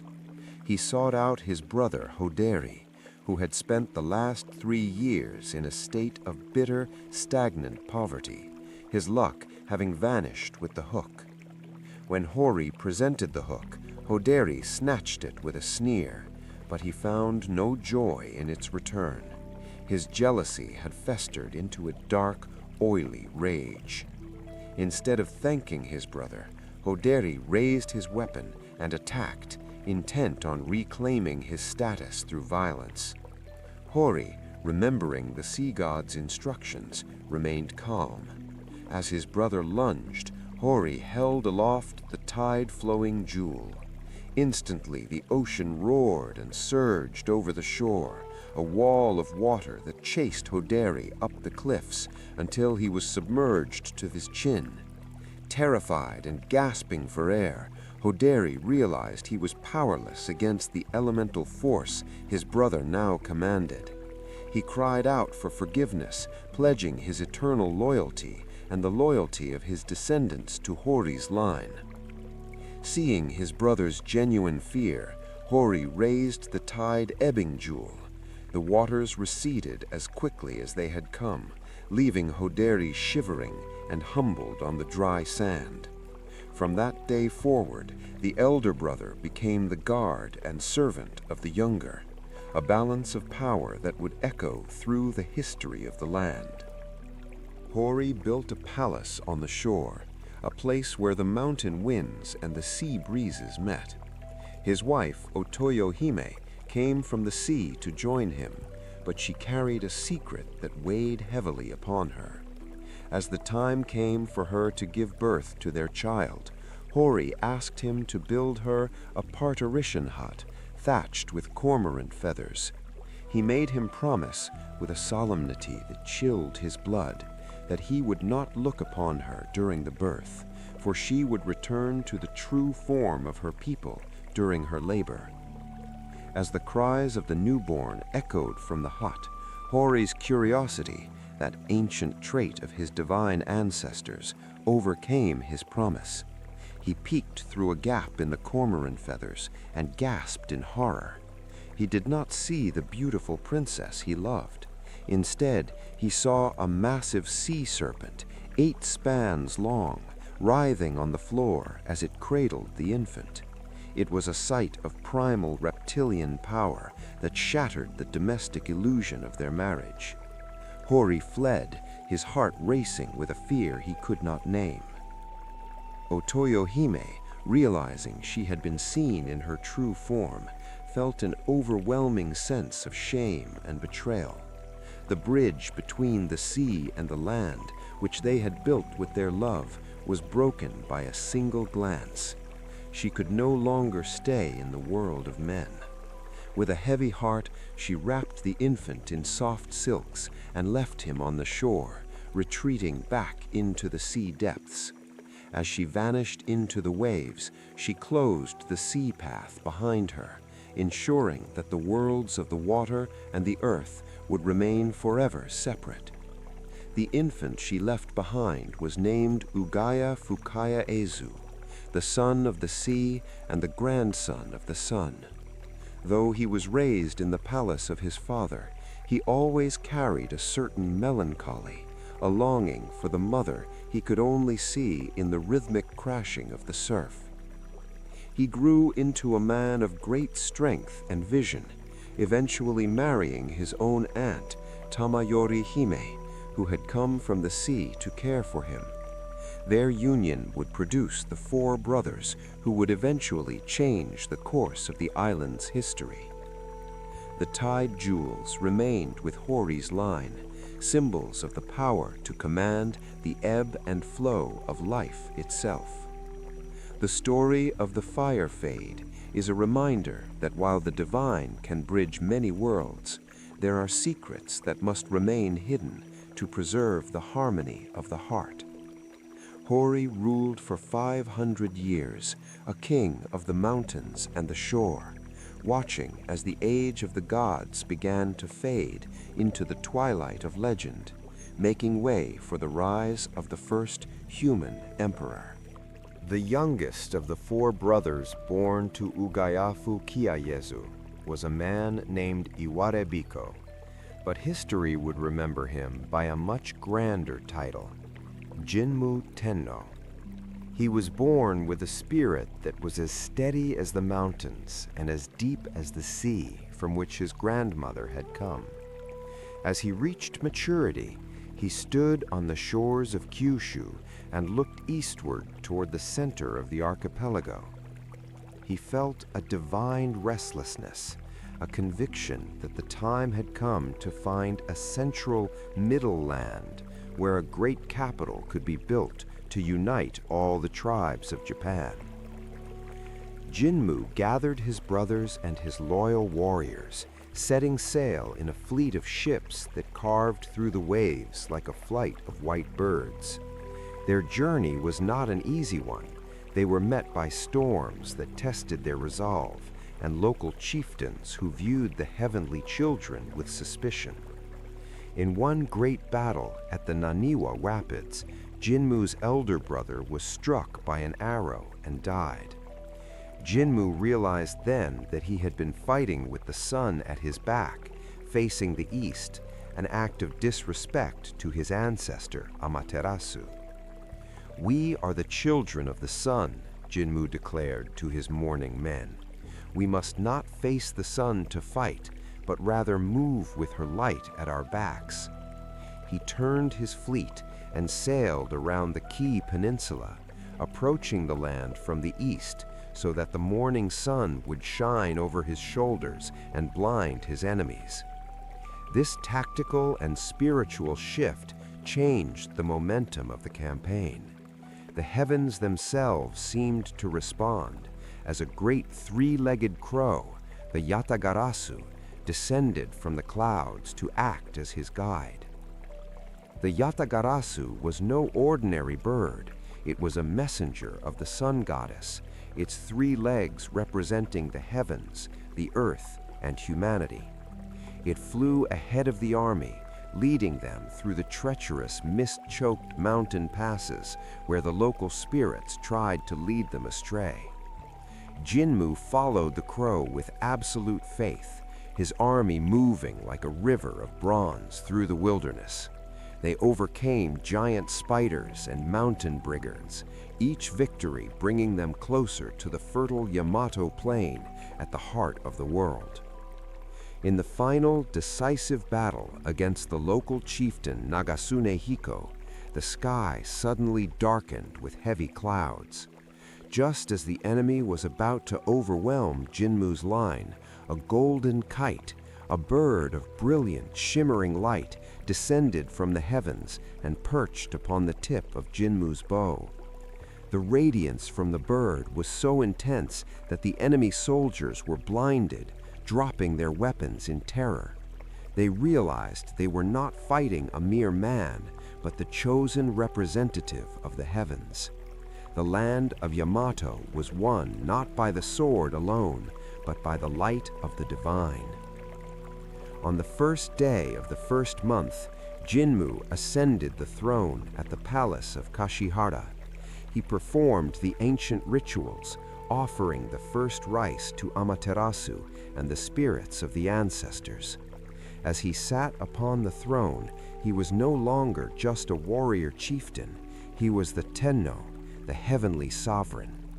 He established the laws of the land, emphasizing the importance of harmony, gratitude, and the sacred connection between the ruler and the soil. This was the founding of the Japanese Empire, a moment that bridged the mythic past with the historical future. Jinmu did not rule through fear, but through the cultivation of the spirit. He encouraged the people to build shrines to the local kami, ensuring that the ancient spirits of the mountains and rivers were not forgotten in the new order. He understood that a nation is like a tree. Its branches may reach towards the heavens, but its roots must be deep in the ancestral earth. Under his reign, the Yamato plain flourished, becoming a center of culture and wisdom that would eventually radiate to every corner of the archipelago. To mark his reign, Jinmu reaffirmed the importance of the 3 sacred treasures, the mirror, the jewel, and the sword. These were housed in the innermost sanctuary of the palace, symbols of the emperor's responsibility to reflect the truth, care for the people's souls, and protect the land from chaos. The presence of these treasures ensured that the emperor was never truly alone. He was always accompanied by the wisdom of his ancestors and the light of the sun. As Jinmu grew old, he looked out over the empire he had built and felt a sense of profound peace. He had fulfilled the mission that had begun with his great-grandfather's Ninigi's descent from the clouds. The wild, chaotic world of the beginning had been transformed into a land of order and beauty, where the gods and men lived in a shared destiny. He had carved a path through the mist, and the light he had followed would continue to shine through his descendants for thousands of years. When Jinmu finally departed the world of the living, he was buried in a great mound at the foot of Mount Unebi. But the people did not see his death as an ending. It was a transition. The first emperor had become a kami himself, a guardian spirit of the nation he had founded. The age of the gods had ended, but the spirit of the gods remained, woven into the very fabric of the imperial line and the daily lives of the people who called the islands of Japan their home. Beyond the stone walls of the imperial palaces and the tidy rows of the rice paddies, the world of the ancient islands remained a wild, breathing entity. The early people of Japan understood that the air was not empty, but filled with the invisible weight of the wind gods. Fujin, the god of the wind, was often envisioned as a dark, muscular figure with skin the color of a bruised storm cloud. He carried a massive, bulging sack upon his shoulders, cinched tight at the neck, containing all the gales, breezes, and typhoons that had ever blown across the face of the earth. When Fujin loosened the golden cord of his bag, the world transformed. A small opening would release the shirakaze, the white wind of spring, that teased the cherry blossoms from their branches and carried the scent of warming soil into the homes of the villagers. If he opened it wider, the nokaze, the field wind, would ripple through the tall grasses like a running animal, cooling the brows of the farmers as they bent to their labor. The wind was the breath of the islands, a constant reminder that the world was alive and ever-changing. Beside Fujin stood his brother, Raijin, the god of thunder and lightning. While Fujin was silent and swift, Raijin was a creature of cacophony. He was often depicted surrounded by a circle of drums, each one carved with the tomoe symbol of swirling energy. When he struck his drums with his heavy mallets, the sound rolled across the Yamato plain, a deep, guttural vibration that shook the very foundations of the mountains. He was the bringer of the rain, the vital water that turned the dust into life, yet his power was terrifying to behold. The relationship between the wind and the thunder was a delicate dance of destruction and creation. The people knew that a great typhoon could level a village in a single night, stripping the thatch from the roofs and drowning the crops in the fields. Yet they also knew that without the wind to clear the stagnant air and the thunder to announce the coming of the rains, the land would become a desert. They treated these gods with a mixture of profound fear and deep gratitude, building small shrines on high ridges where the wind howled loudest. In the quiet coastal villages, the fishermen watched the sky for the messenger of Fujin, the sudden shifting of the clouds that signaled a change in the current. They would offer sprigs of sacred sakaki wood to the wind, asking for a following breeze to carry their boats safely home. The wind was their navigator, a fickle but necessary partner in their survival. They believed that if they remained humble and respectful, the wind god would hold the most violent gales inside his sack until they were safely back at their hearths. There were also the hidden winds, the soft drafts that moved through the deep forests where no human walked. These were the kodamakaze, the winds that whispered secrets to the tree spirits. It was said that if you sat perfectly still in a bamboo grove, you could hear the wind speaking in the creaking of the stalks. These were the moments when the veil between the human world and the spirit world was thinnest, and a person could feel the immense, ancient presence of the kami brushing against their cheek. Raijin, too, had a gentler side. After a great summer storm, when the lightning had ceased its jagged dance and the thunder had retreated to the distant peaks, a profound freshness would settle over the land. The air would become sweet and heavy with the scent of ozone and wet pine. The people called this Raijin's gift, for the lightning was believed to fertilize the rice plants, promising a bountiful harvest. The terror of the storm was always followed by the promise of abundance. To protect their children from the frightening roar of the thunder, mothers would tell stories of the Raiju, the thunder animal. This was Raijin's companion, a creature made of blue sparks that looked like a fox or a weasel. It was said that the Raiju loved to sleep in human navels, which is why children were told to cover themselves tightly during a storm. It turned a cosmic terror into a household myth, bridging the gap between the terrifying power of the elements and the cozy safety of the futon. In the high mountains, the wind and thunder were seen as the master architects of the landscape. They carved the jagged shapes of the pines and smoothed the faces of the granite cliffs over thousands of years. The gods did not build with hands, but with the relentless pressure of the air and the sudden heat of the bolt. To look upon a mountain peak was to see the finished work of Fujin and Raijin, a monument to the forces that had existed long before the first emperor was born. As the sun set and the winds died down to a gentle sigh, the people would light small lanterns in their doorways. They thanked the spirits of the air for the breath in their lungs and the rain in their wells. The world would grow still, but they knew that Fujin was merely resting his sack upon the horizon, and Raijin was setting down his mallets.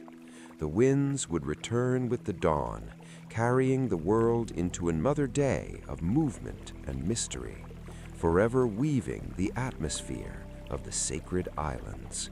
Of all the deities who touch the daily lives of the people, none are as ubiquitous or as beloved as Inari, the god of rice, prosperity, and the harvest. Inari is a complex spirit, appearing sometimes as a bearded man, sometimes as an elegant woman, and sometimes as a collective energy that flows through the grain itself. But Inari is rarely seen alone. He is almost always accompanied by his sacred messengers, the kitsune, the white foxes of the spirit realm, who act as the intermediaries between the god and the mortals.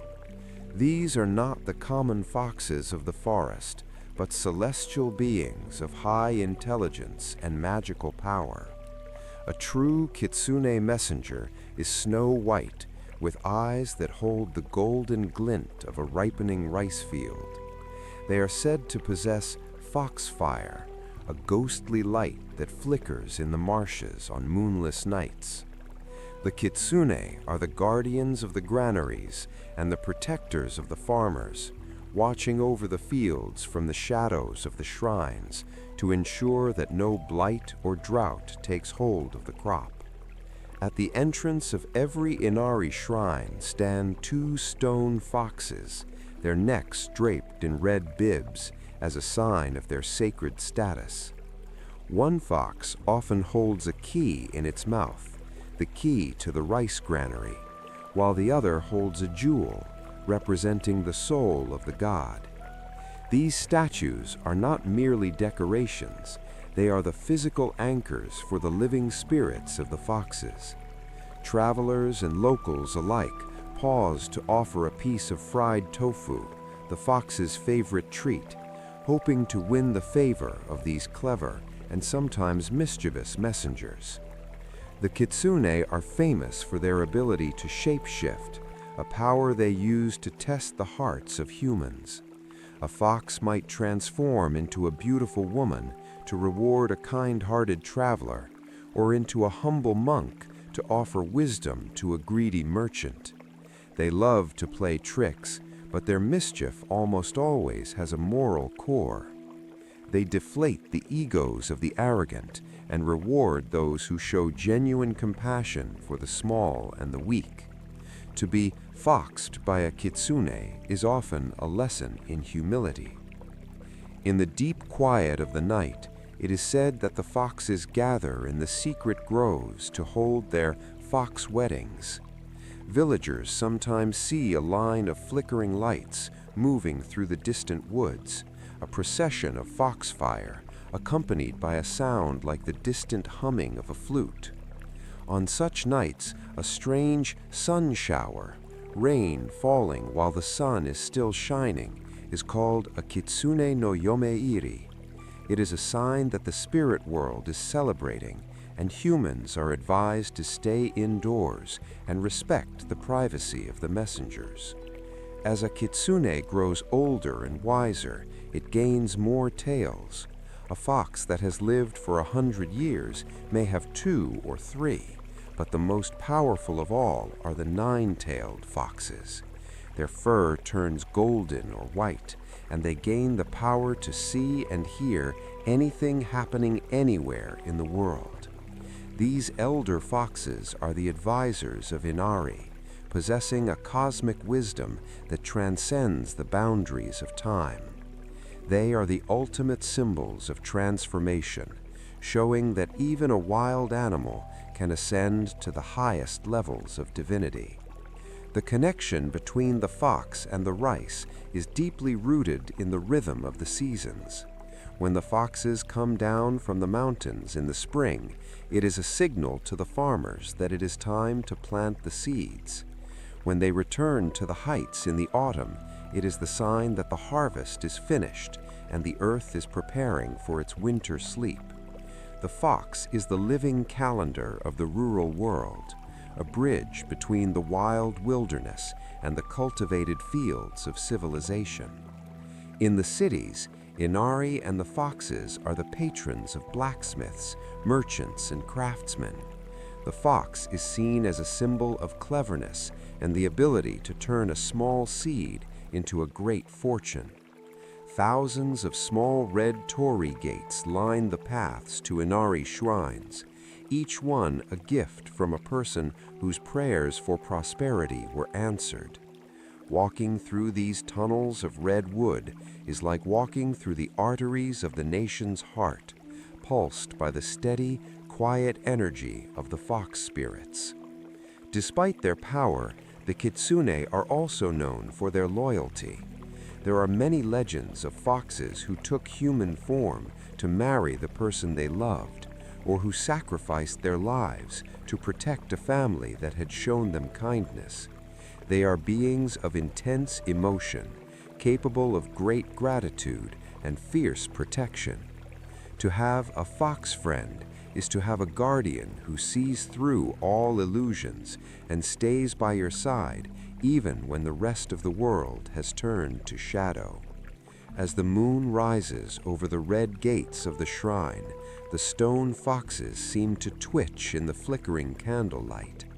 The world grows soft and still, and the only sound is the rustling of the rice stalks in the breeze. Somewhere in the distance, a fox barks, a sharp, clear sound that echoes through the valley. It is a reminder that the messengers are watching, ensuring that the bounty of the earth remains plentiful and the magic of the ancient world is never far from the doorsteps of the living. While Amaterasu ruled the world of the day, her brother Tsukuyomi, the moon god, maintained a silver palace in the heavens where the light was soft and the shadows were long. The moon was not just a light in the sky, it was a realm of its own, a place of absolute purity and stillness. From this celestial height, a group of maidens, the people of the moon, would often look down upon the earth, fascinated by the colors and the messy, fleeting emotions of the mortals who lived among the mountains and the mists. The most famous of these stories begins not in the sky, but in a bamboo grove on earth. An old bamboo cutter named Sanuki no Miyatsuko was working in the forest when he saw a single stalk of bamboo glowing with a soft internal light. When he carefully cut it open, he found a tiny infant girl, no larger than his thumb, resting inside. He took her home to his wife, and they named her Kaguya Hime, the radiant princess of the slender bamboo. As she grew, she brought a miraculous prosperity to the old couple, filling their lives with a light they had never known. Kaguya Hime grew with an unnatural speed, becoming a woman of such ethereal and heartbreaking beauty that her fame spread to every corner of the islands. Her skin was the color of a pearl, and her hair was like a river of midnight silk. 5 noble princes came to seek her hand, each claiming they would do anything to win her. But the princess felt no desire for marriage. Her heart was filled with a strange, quiet longing for a place she could not name, a home that lay beyond the clouds and the stars. To test the princes, Kaguya-hime set 5 impossible tasks. She asked for the stone bowl of the Buddha from India, a branch from the jeweled tree of the island of Horai, a robe made from the fur of the fire rat, a jewel from a dragon's neck, and a cowrie shell born from a swallow. Each prince tried to deceive her or failed in his quest, proving that their love was based on vanity and greed rather than a true connection of the soul. The princess remained alone, her eyes often fixed on the moon, with a sadness that the old bamboo cutter could not understand. Even the emperor himself, hearing of her radiance, came to visit her. He did not demand her hand, but instead engaged her in a poetic correspondence that lasted for years. They exchanged verses that spoke of the fleeting beauty of the seasons and the heavy weight of duty. The emperor felt a deep, respectful love for the princess, sensing that she was not a creature of this earth. In her presence, he felt a peace that even his high throne could not provide, a stillness that matched the silver light of the moon. As the Mid-Autumn Festival approached, Kaguya-hime began to weep whenever the moon rose. She finally confessed to her adoptive parents that she was not a human, but a princess of the Moon Palace. She had been sent to Earth as a temporary punishment or lesson, and now her time was finished. On the night of the full moon, a celestial embassy would descend to take her back. The old man was devastated, and the emperor sent 1,000 soldiers to surround the house, determined to prevent the heavens from stealing his friend. On the appointed night, the moon grew so bright that the night became like a silver day. A magnificent carriage made of clouds descended from the sky, accompanied by celestial musicians and maidens in robes of light. The soldiers below found their limbs frozen and their weapons useless, for no mortal force can stand against the will of the Moon Palace. Kaguya-hime said a tearful goodbye to the bamboo cutter and his wife, thanking them for the warmth and the love that they had given to a stranger from the stars. Before she boarded the carriage, she sent a final letter and a small jar to the emperor. The jar contained the elixir of immortality, the greatest treasure of the moon. But the emperor, upon reading her farewell, was consumed by a grief that no elixir could cure. "What use is eternal life," he asked, "if I cannot spend it with the one who understands my soul?" He ordered his swiftest messenger to take the elixir and the letter to the highest peak in Japan, the mountain closest to heaven, and burn them there. The messenger traveled to the summit of the great volcano we now call Mount Fuji. As the elixir and the letter were consumed by the fire, a plume of smoke rose into the sky, carrying the emperor's message of love and loss toward the moon. It is said that the name Fuji comes from the word for immortality, and the smoke that used to rise from the peak was the lingering essence of the princess's gift. The mountain became a sacred link between the earth and the moon, a monument to a love that transcended the physical world. Kaguya-hime returned to her silver palace, but she was required to wear a robe of feathers that stripped her of her earthly memories. She forgot the scent of the bamboo grove, the taste of the rice, and the face of the emperor. She became once again a serene, immortal maiden of the moon. Yet on Earth, the story remained.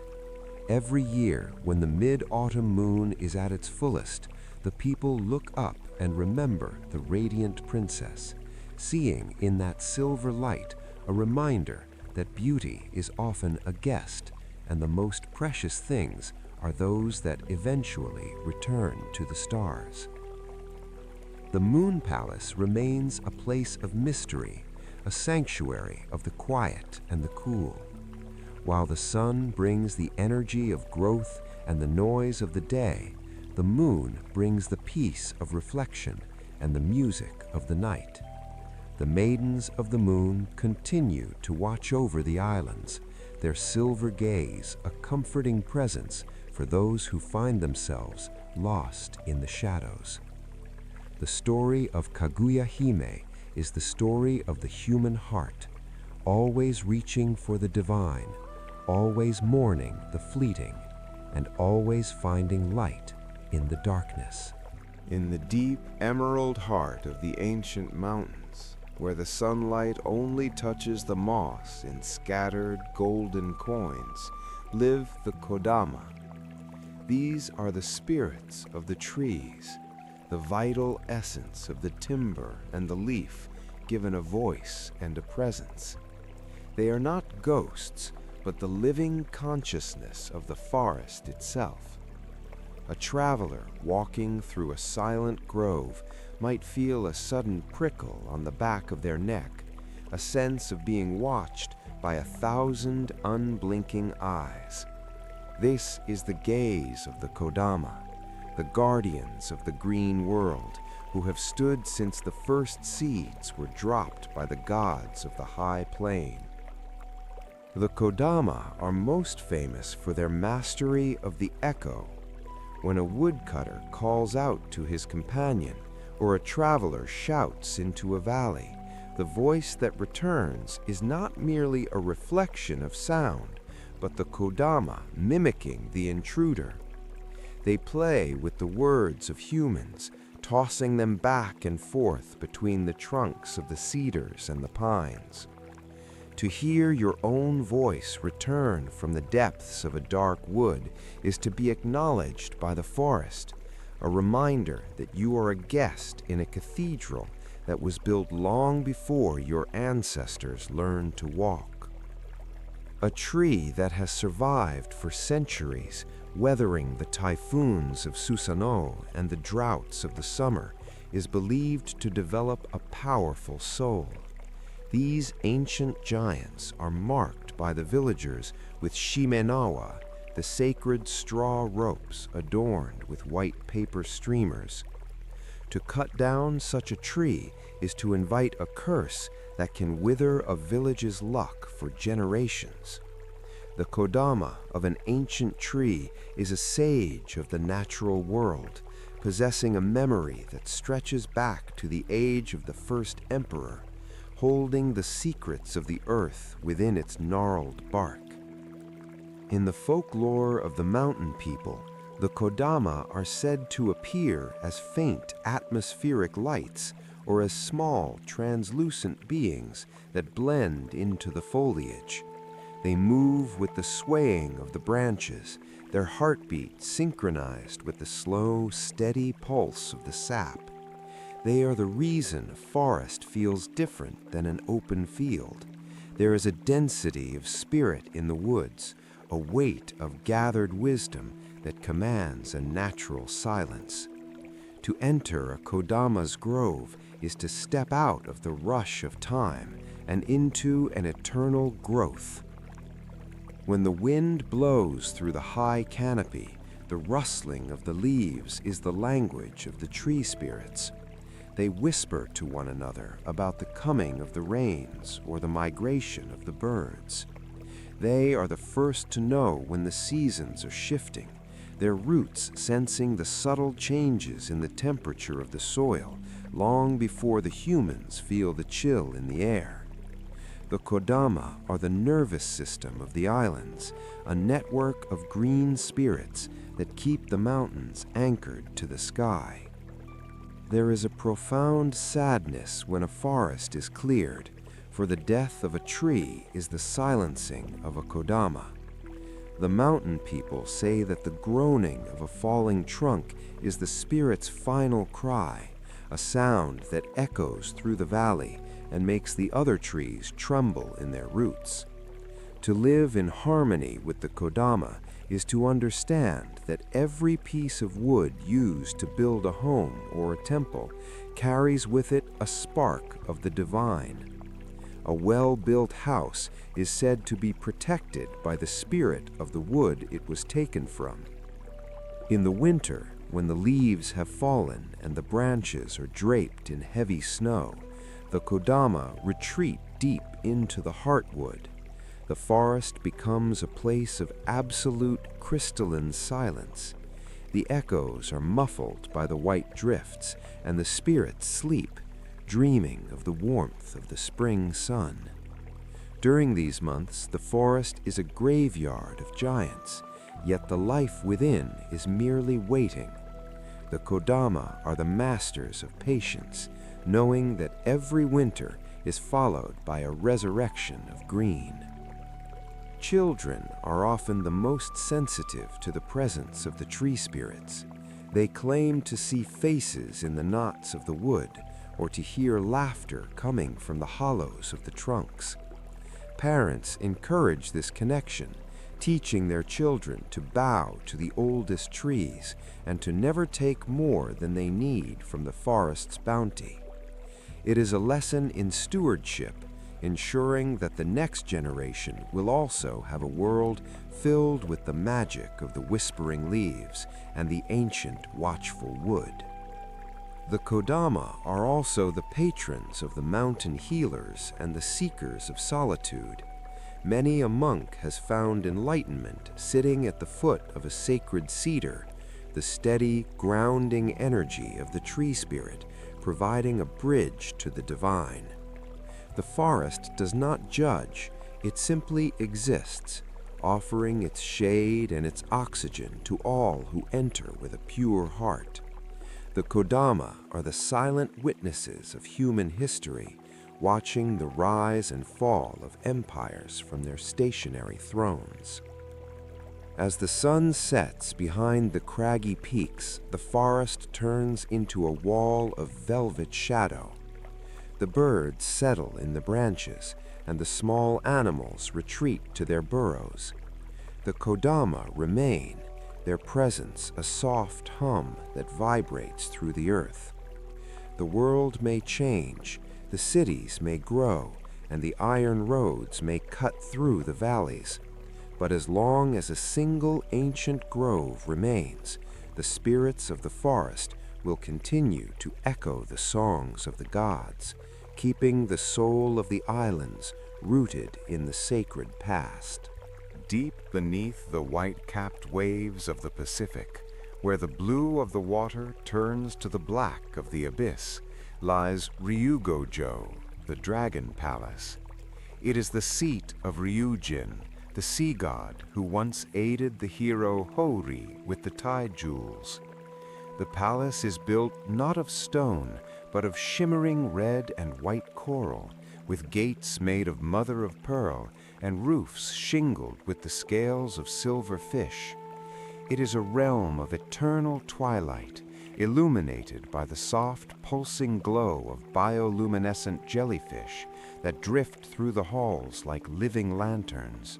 In this underwater kingdom, time does not move with the ticking of a clock or the rising of the sun. A single day in the Dragon Palace can equal 100 years on the surface. The currents are the winds of this world, carrying the scent of salt and ancient mysteries through the gardens of swaying kelp and anemones.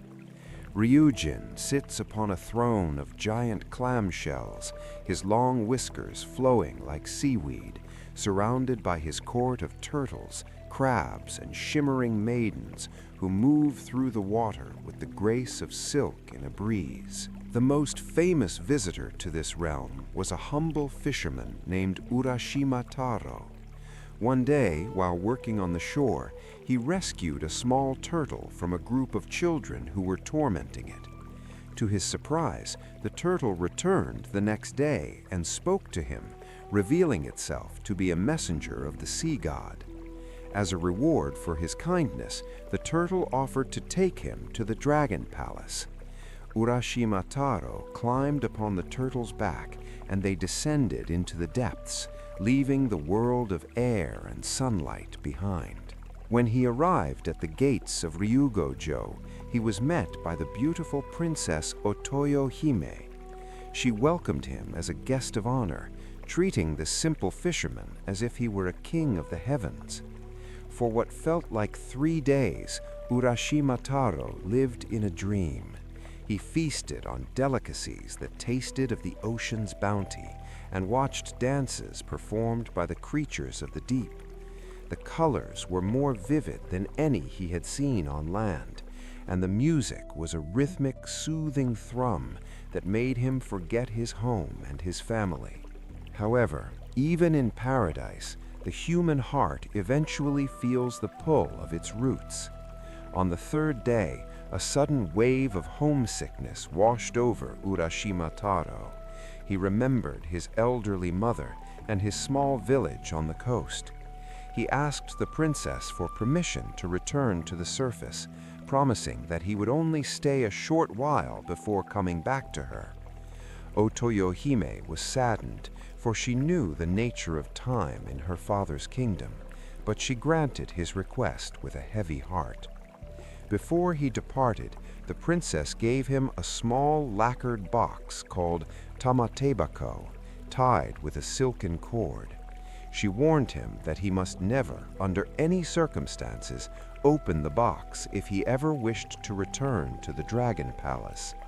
The box was a gift of protection, a container for the time he had spent beneath the waves.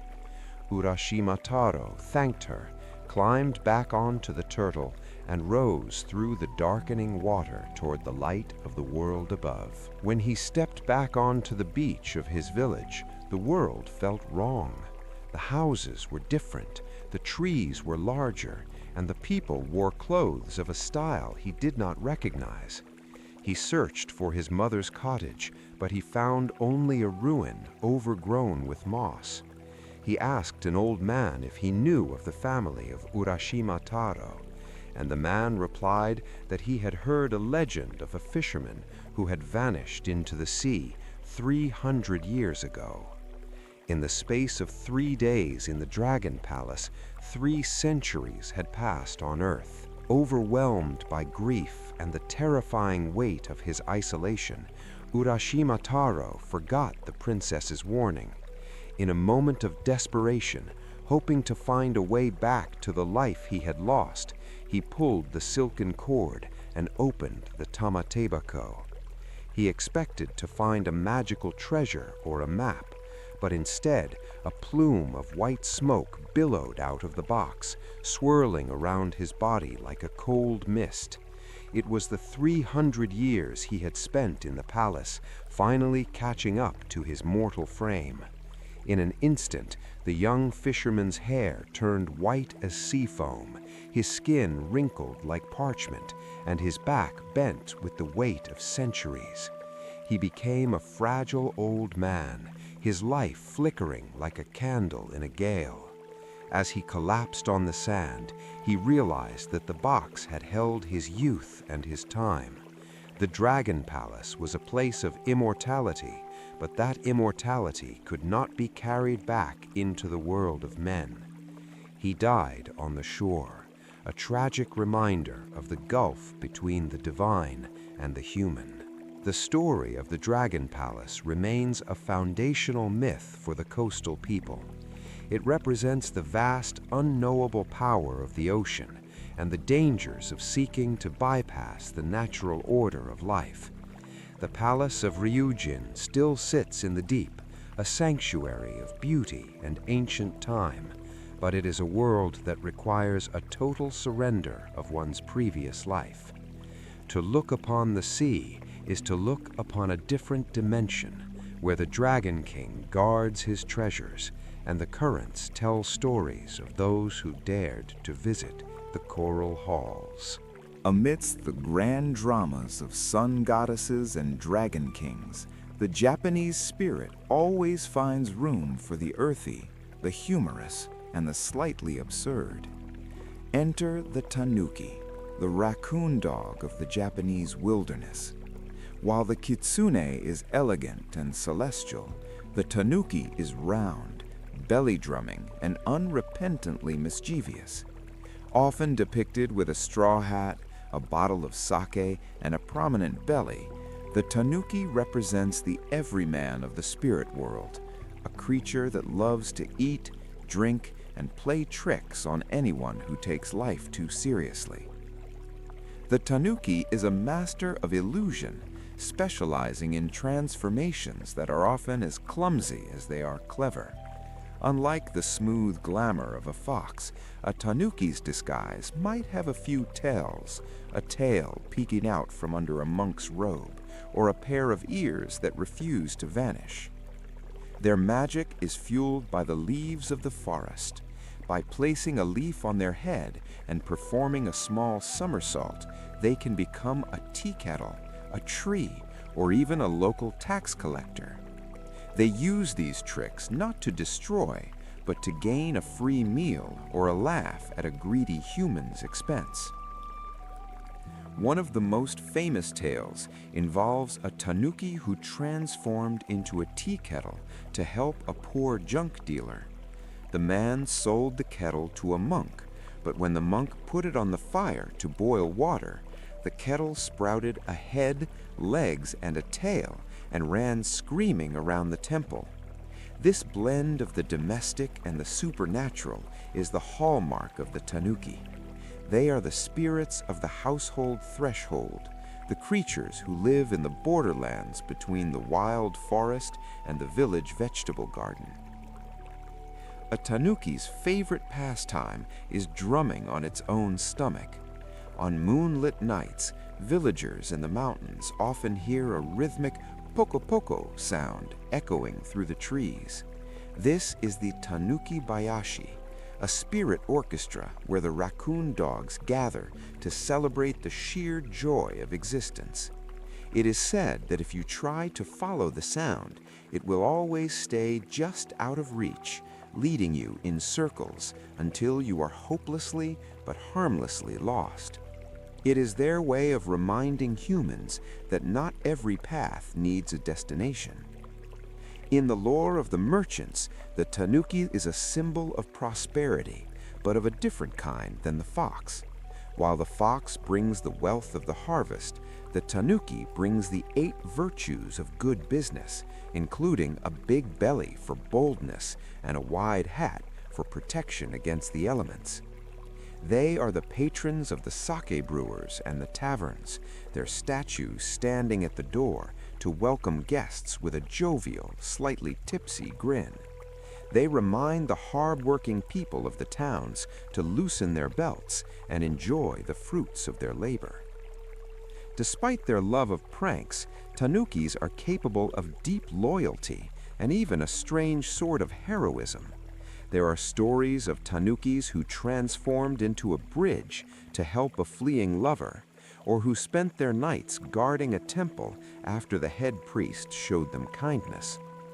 They are deeply emotional creatures, prone to bouts of exaggerated weeping or explosive laughter. They are the mirror of the human spirit, flawed, hungry, and full of hidden potential for greatness and silliness alike. In the rivalry between the kitsune and the tanuki is legendary. The fox views the tanuki as a vulgar, unrefined cousin, while the tanuki views the fox as a stuck-up aristocrat. Their transformation battles are a staple of folklore, with each trying to outdo the other in complexity and scale. In the end, the fox usually wins through wit, but the tanuki wins the hearts of the audience through persistence and humor. They represent the two sides of the Japanese soul, the high, elegant ideal and the warm, muddy reality. In the modern world, the tanuki has become a pop culture icon, a symbol of a nostalgic rural past. They are the spirits of the Satoyama, the border zone where human habitation meets the wild. As forests are paved over, the tanuki is often seen as a victim of progress, their magical leaves no longer able to hide them from the glare of city lights. Yet in the quiet corners of old towns, the stone statues still stand, their straw hats covered in moss, waiting for the moon to rise so they can drum again. To meet a tanuki in a story is to be invited to a feast where the food might turn into leaves and the sake might turn into water, but the laughter is always real. They remind us that the world is not just a place of duty and divine mandates, but a playground of the unexpected. The tanuki's belly drum is the heartbeat of the common people, a sound that says, "I am here, I am full, and I am alive." As the night grows deep and the tavern fires burn low, the tanuki slips back into the shadows of the bamboo. He has had his fun, he has shared his sake, and now he returns to the woods to sleep off his latest adventure. He is the spirit of the long ago that still lives in the now, a reminder that a little bit of mischief is necessary to keep the soul from growing too heavy with the weight of the world. In the traditional homes of the islands, where the scent of cedar smoke and floor mats fills the air, there exists a quiet deity known as the Toshigami. This is the god of the new year, but more broadly, the guardian of the household's continuity. As the winter wind howls against the sliding paper doors, the family gathers around the irori, the sunken hearth. The fire in the center is not just for warmth. It is a sacred altar, a living link to the ancestors and the elemental spirits of the earth. The hearth is the heart of the home, and its spirit is said to be a fastidious and protective presence.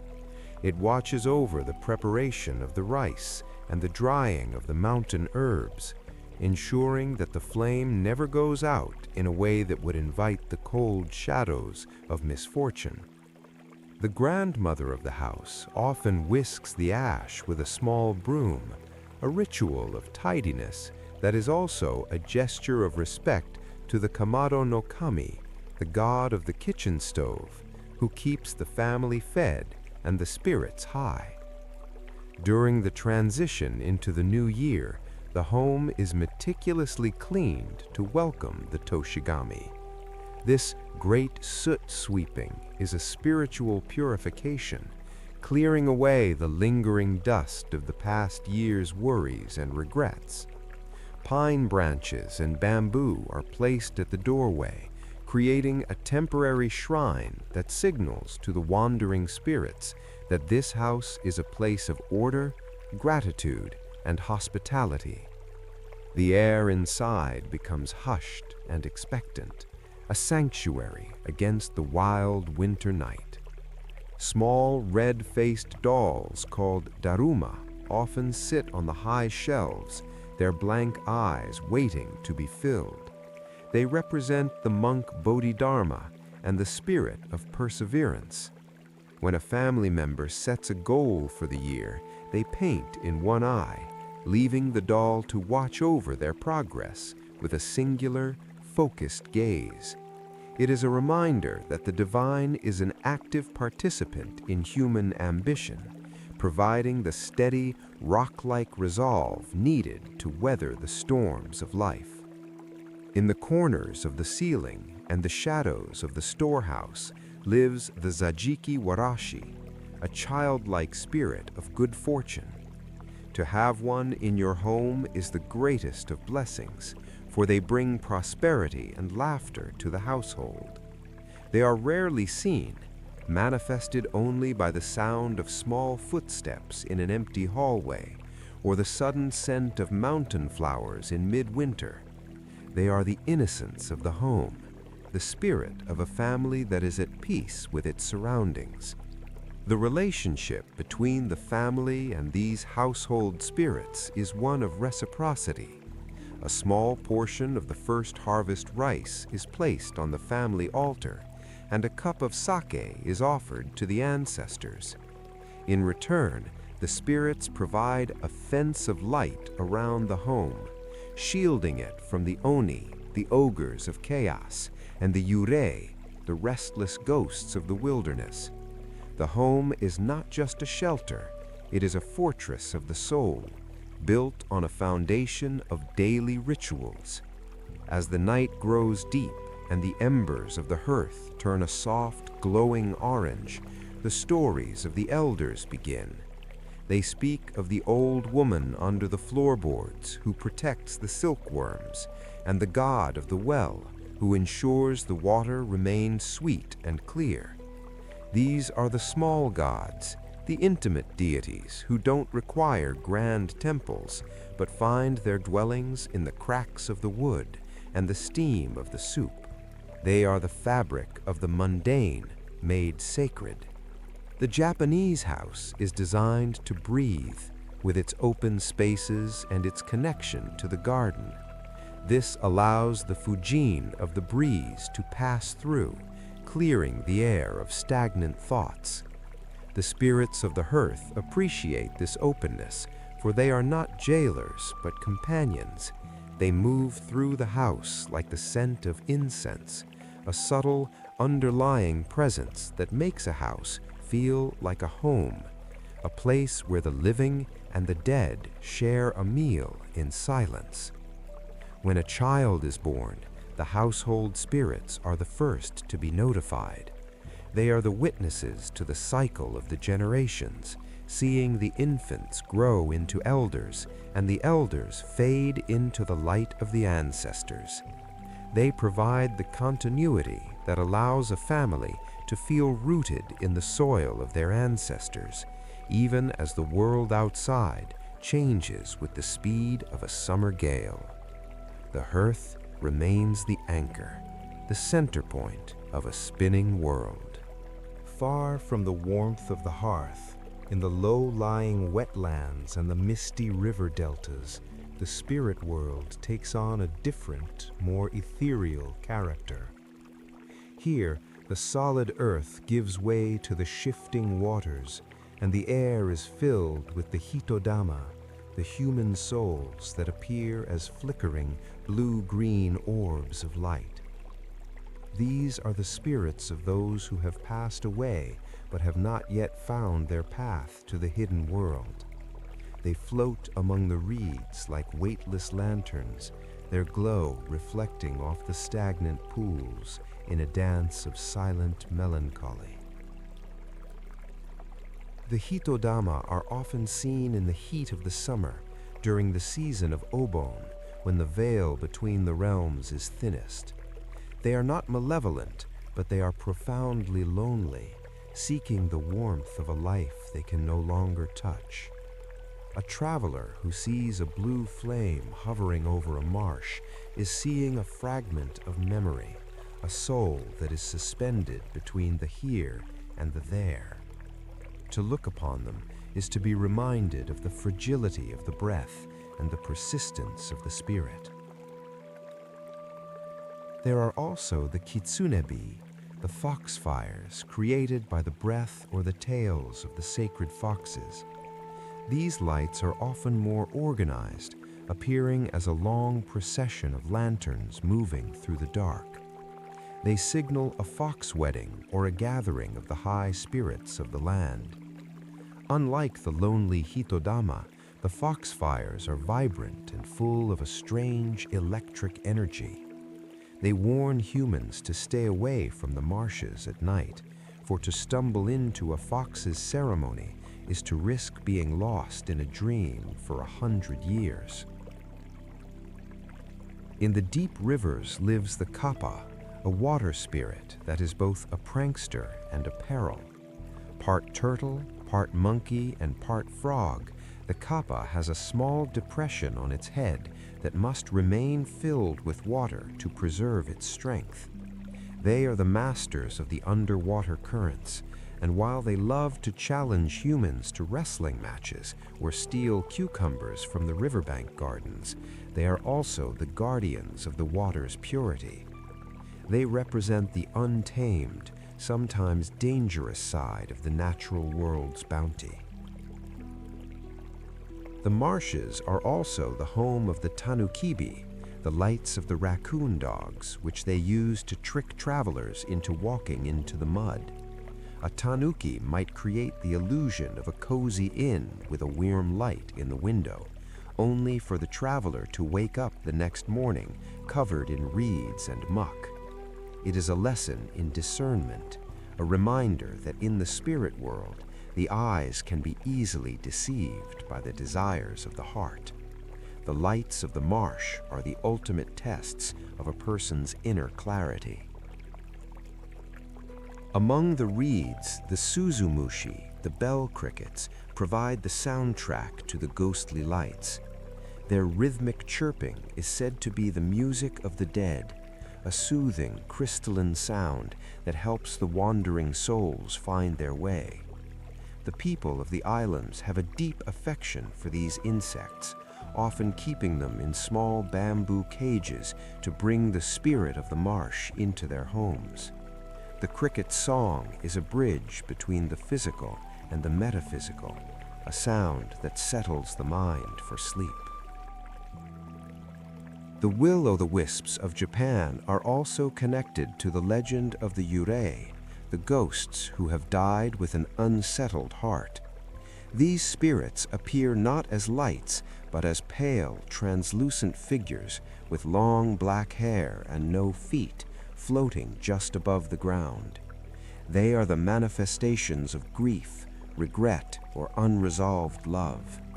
They linger near the places they knew in life, their presence marked by a sudden drop in temperature and the smell of damp earth.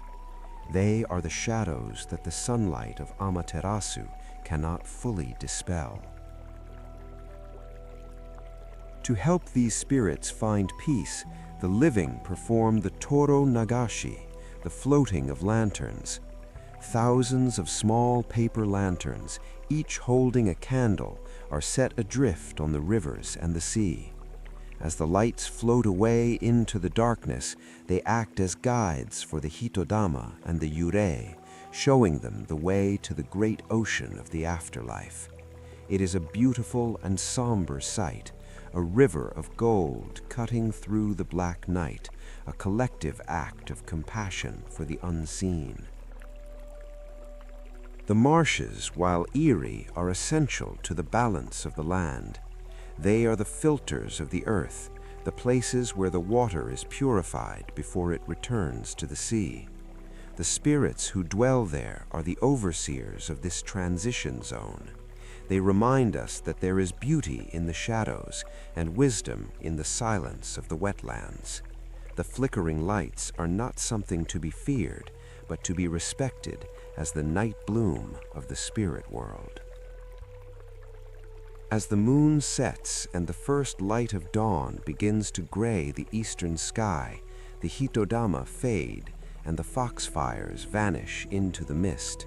The kappa retreats to the deep pools, and the marshes become once again a world of birds and swaying grass.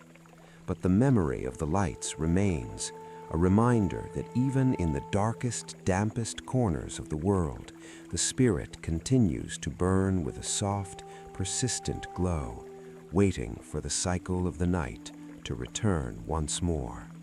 The ultimate harmony of the islands is overseen by Sao-hime, the goddess of spring, and her sister, Tatsuta-hime, the goddess of autumn.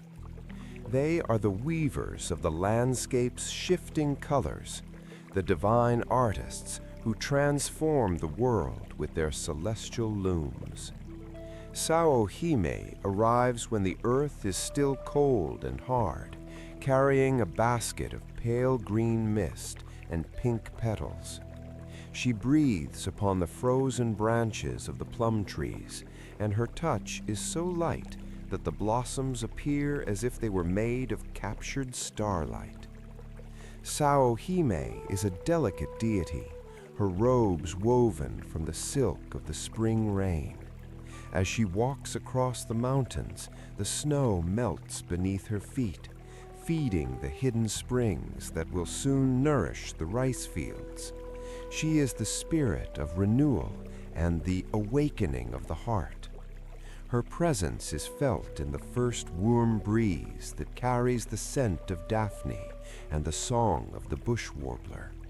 She represents the fragile, fleeting beauty of new beginnings, the moment when the world holds its breath before the full burst of summer. As the months pass and the heat of the sun becomes heavy, Sao-hime retires to the high clouds, and the world is surrendered to the vibrant, green energy of the summer gods. But as the days begin to shorten, her sister Tatsuta-hime descends from the mountains of the west. Tatsuta-hime is a more robust and colorful goddess. Her robes dyed in the fiery hues of vermilion, gold, and deep ochre. She is the patron of the weavers and the dyers, her skill with the loom surpassing even that of the celestial maidens. Tatsuta-hime's work begins in the high peaks, where she touches the leaves of the maples and the ginkgos. Under her hand, the forest turns into a tapestry of flame, a final, brilliant celebration of life before the coming of the winter sleep. She is the goddess of the beautiful ending, teaching the world that there is a profound grace in letting go. The falling leaves are her handiwork, each one a masterpiece of color that returns to the soil to nourish the roots of the future. The sisters are in a constant, eternal cycle of exchange. While one is weaving the green threads of growth, the other is preparing the golden threads of the harvest. They represent the balance of the cosmos, the inhale of the spring and the exhale of the autumn. The people of the islands celebrate these transitions with festivals of viewing, Hanami for the blossoms of Sao-hime, and Momiji-gari for the leaves of Tatsuta-hime. It is a way of participating in the divine art, of acknowledging the beauty of the change.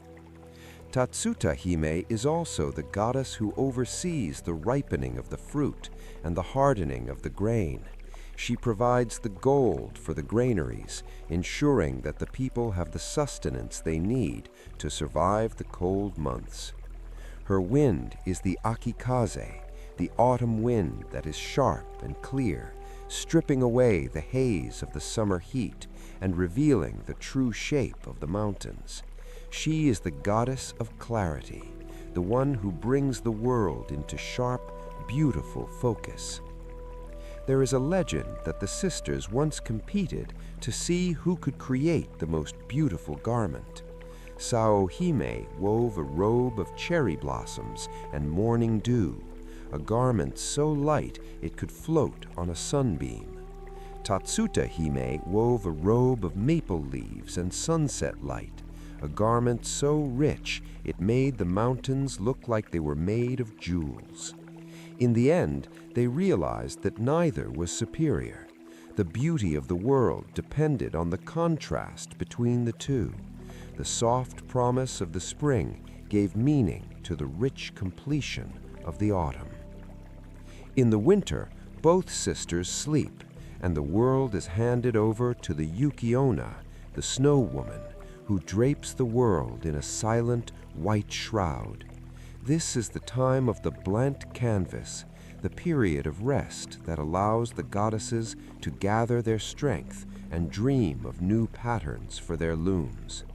The winter is not a void, but a pause, a sacred interval that makes the return of Sao-hime all the more miraculous. The silence of the snow is the prerequisite for the song of the blossom.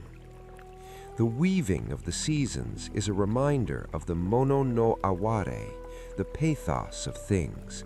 It is the bittersweet realization that everything is impermanent and that its beauty is derived from its transience. The goddesses do not weave fabrics that last forever. They weave the moments that we carry in our hearts.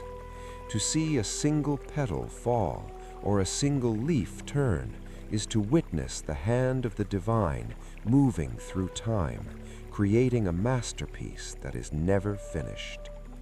As the year turns and the cycle begins anew, the people look to the mountains with a sense of wonder. They know that Sao Hime is already spinning her green silk, and Tatsuta Hime is already gathering her golden dyes. The world will always be made new, and the stories of the gods will continue to be told in the shifting colors of the earth. The seasons are the breath of the islands, a rhythmic, comforting pulse that guides the soul into a deep and peaceful rest. High above the clouds of the Yamato Plain, stretching across the velvet expanse of the night, lies the Amanogawa, the heavenly river of stars. To the mortal eye, it appears as a shimmering band of silver mist, but to the gods, it is a rushing torrent of pure light, a celestial boundary that separates the different provinces of heaven. It is a river without a shore, where the water is made of the dreams of the living and the memories of the ancestors, flowing eternally toward the edge of the universe. The most famous inhabitants of the Amanogawa are the weaver star, Orihime, and the cowherd star, Hikoboshi. Orihime, the daughter of the Sky King, spent her days on the eastern bank of the river, weaving magnificent fabrics that shimmered like the morning mist. Her father, seeing her loneliness, arranged for her to marry Hikoboshi, who tended his celestial cattle on the western bank. Their love was so profound and all-consuming that they neglected their duties. The looms grew silent, and the cattle wandered aimlessly through the star fields. In his divine anger, the Sky King separated the lovers, placing the vast, unbridgeable Amanogawa between them. He decreed that they could only meet once a year, on the 7th night of the 7th month. This is the festival of Tanabata, a night when the world of men looks up at the sky with hope and longing. It is said that if the night is clear, a bridge of magpies will form across the Silver River, allowing the two stars to embrace for a single fleeting evening. The Amanogawa is also believed to be the path taken by the souls of the departed as they travel from the earth to the high plane of heaven. It is a river of transition where the weight of physical life is washed away by the cool, starlit current. The spirits are said to float like small paper lanterns on the water, guided by the soft humming of the celestial maidens. The river is not a place of sorrow, but a place of profound peace, a glowing road that leads home. During the summer months, the Amanogawa appears at its brightest, its silver light reflecting in the still waters of the rice paddies below. The farmers believe that the Amanogawa provides a spiritual irrigation, nourishing the souls of the plants, just as the mountain streams nourish their roots. They look to the stars for signs of the harvest, reading the patterns of the light as if they were the characters of an ancient, glowing book. There are many legends of celestial swan maidens who descend from the Amanogawa to bathe in the hidden mountain pools of earth.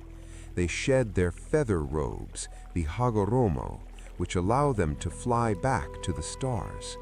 A mortal who steals such a robe can bind a star spirit to the earth, but the union is always bittersweet.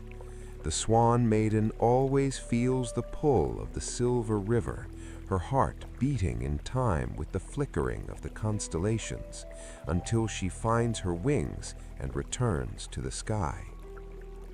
The Amanogawa is also home to the Ryu, the celestial dragons who guard the treasures of the heavens. These dragons are made of starlight and cloud, their scales shimmering with every hue of the aurora. They are the masters of the cosmic weather, stirring the river of stars to create the shifting patterns of the seasons. When a dragon leaps from the Amanogawa, it appears to mortals as a falling star, a brief, brilliant flash of divine energy crossing the night. In the quiet temples of the mountains, monks spend their nights meditating on the flow of the heavenly river. They see it as a symbol of the Tao, the eternal way that flows through all things. To watch the Amanogawa is to realize the insignificance of human worries and the vastness of the divine plan. The river does not rush, it moves with a majestic, inevitable grace that settles the mind and prepares the spirit for the deep silence of the night. On the night of Tanabata, children write their wishes on small strips of colorful paper called tanzaku and hang them on bamboo branches. They hope that the wind will carry their dreams up to the Amanogawa, where the weaver and the cowherd might see them. The bamboo groves become forests of fluttering wishes, a bridge of paper and prayer reaching toward the stars. It is a night when the distance between the earth and the heavens feels as thin as a silken thread.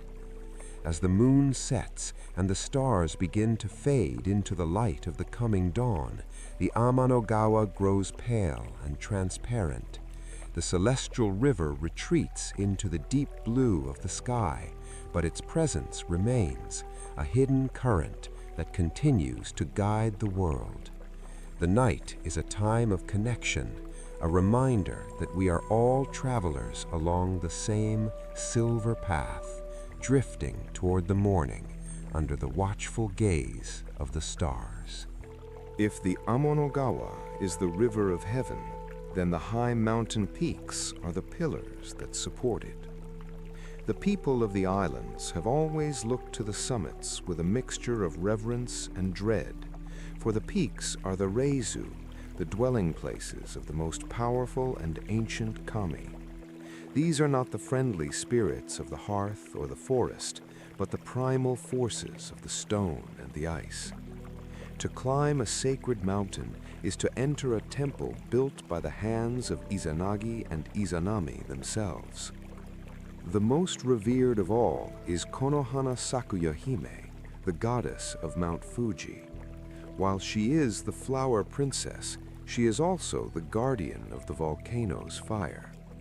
She represents the paradox of the mountains, the delicate beauty of the blossoms on the slopes, and the terrifying power of the magma within. She is the sovereign of the peak, her presence ensuring that the fire remains dormant and the snow remains pure. She is the symbol of a beauty that is both fragile and indestructible. Other mountains are ruled by the Tengu, the winged guardians of the high crags. Part human and part bird, the Tengu are the masters of the martial arts and the secrets of the wilderness. They live in the inaccessible mists, their long noses and red faces a warning to those who enter the mountains with arrogance or greed. Yet, to the humble seeker or the dedicated monk, the Tengu can be teachers of profound wisdom, showing the way to transcend the limitations of the physical body. The peaks are also the sites of the Shugendo, the path of ascetic training. The Yamabushi, the mountain priests, climb the steepest cliffs and stand under freezing waterfalls to purify their souls. They believe that by enduring the harshness of the peaks, they can absorb the mountain spirit, gaining the power to heal the sick and protect the land. For them, the mountain is a living body, and every trail is a vein of spiritual energy. High above the tree line, where the air is thin and the silence is absolute, the Yukiona, the snow woman, makes her home. She is a spirit of breathtaking but icy beauty, her skin as white as a drift and her eyes as frozen a lake. She appears to travelers lost in a blizzard, her breath a freezing mist that can turn a man into a statue of ice. She represents the indifferent, lethal side of the mountain's majesty, the beauty that can kill if it is not respected. The mountain kami are believed to descend to the valleys in the spring to become the Tano kami, the gods of the rice fields. This seasonal migration is the heartbeat of the rural year. When the snow begins to melt on the peaks, the villagers know that the mountain spirits are bringing the life-giving water down to the plains. They hold festivals to welcome the gods, seeing the mountains not as distant barriers, but as the generous fathers of the harvest. In the deep crevices of the granite peaks live the Yamawaro, the mountain children. These are shy, hairy spirits who help the woodcutters in exchange for a meal of rice balls. They are the playful side of the mountain, the spirits who remind us that even the most formidable landscape has a heart of joy. They move through the rocks with impossible agility, their laughter sounding like the clattering of stones in a high stream. The peaks are also the ladders to heaven. It is believed that when the gods descend from the high plane, they first touch the summits before moving into the lower realms. The mountains are the contact points between the mortal and the divine, the places where the earth reaches up to kiss the sky. To stand on a summit at sunrise above the sea of clouds is to witness the creation of the world as it happened in the beginning. The flora of the high peaks, the hardy pines and the alpine flowers, are seen as the jewels of the kami. They survive in conditions that would wither any other plant, their endurance a testament to the strength of the mountain spirit. The twisted shapes of the ancient junipers are seen as the calligraphy of the wind, a record of 1,000 years of storms. To look at these plants is to see the virtue of persistence carved into living wood. As the sun sets and the peaks turn a deep purple against the darkening sky, the mountains seem to grow in stature. They are the eternal sentinels of the islands, the guardians of the past and the witnesses to the future. The people in the valleys look up and feel a sense of security, knowing that the great kami are watching over them from their thrones of stone. The mountain is the ultimate teacher of stillness, its peaks forever pointing toward the infinite peace of the heavens.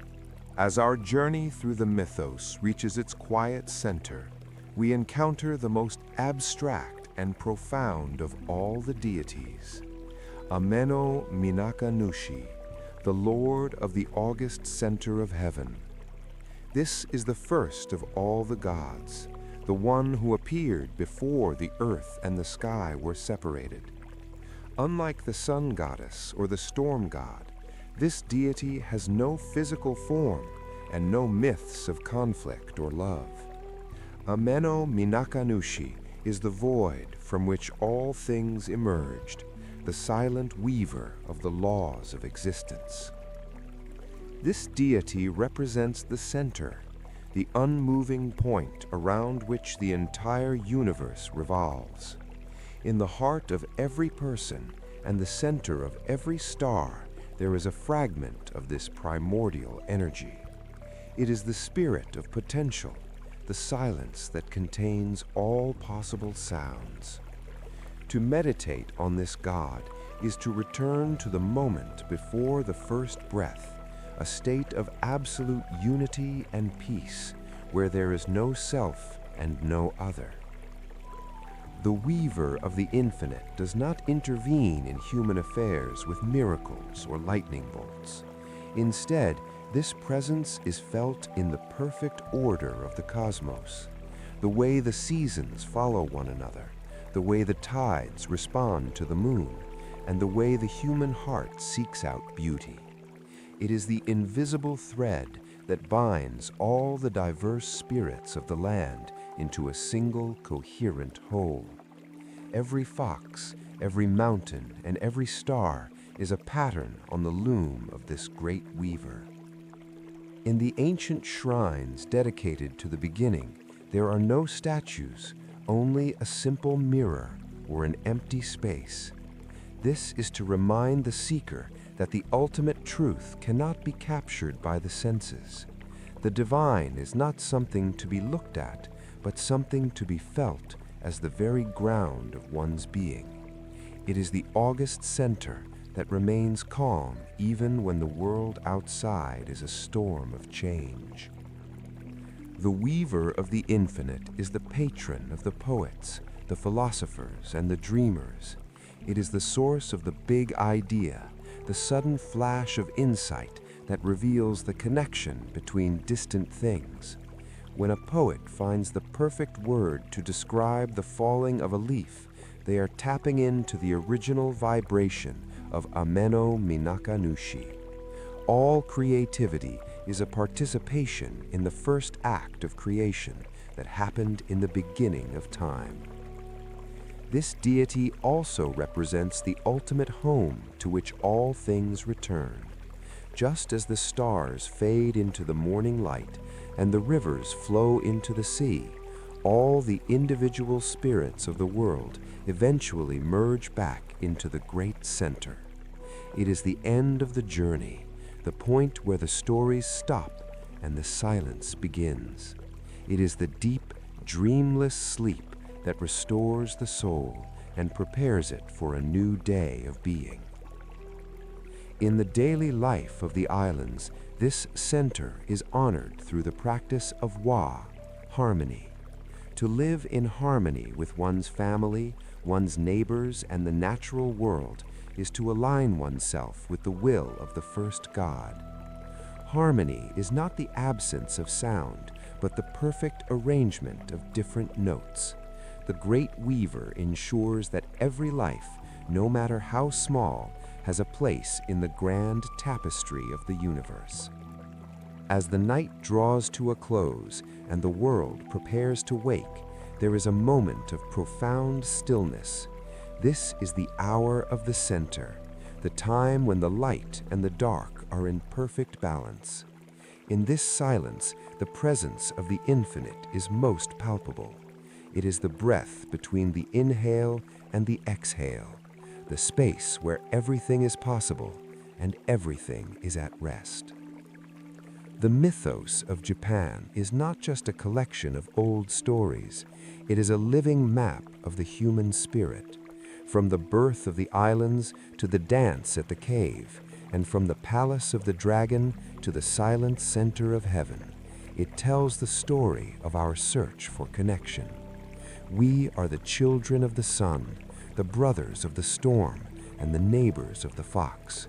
We are part of a world that is ancient, sacred, and deeply, beautifully alive. As you drift into the quiet of sleep, let the images of the golden sun, the silver river, and the emerald mountains fade into a soft, glowing mist. You are safe in the arms of the ancestors and the protection of the kami. The great loom of the universe continues to turn, weaving a peaceful night and a bright tomorrow. Sleep now, for the center is still and the world is in harmony.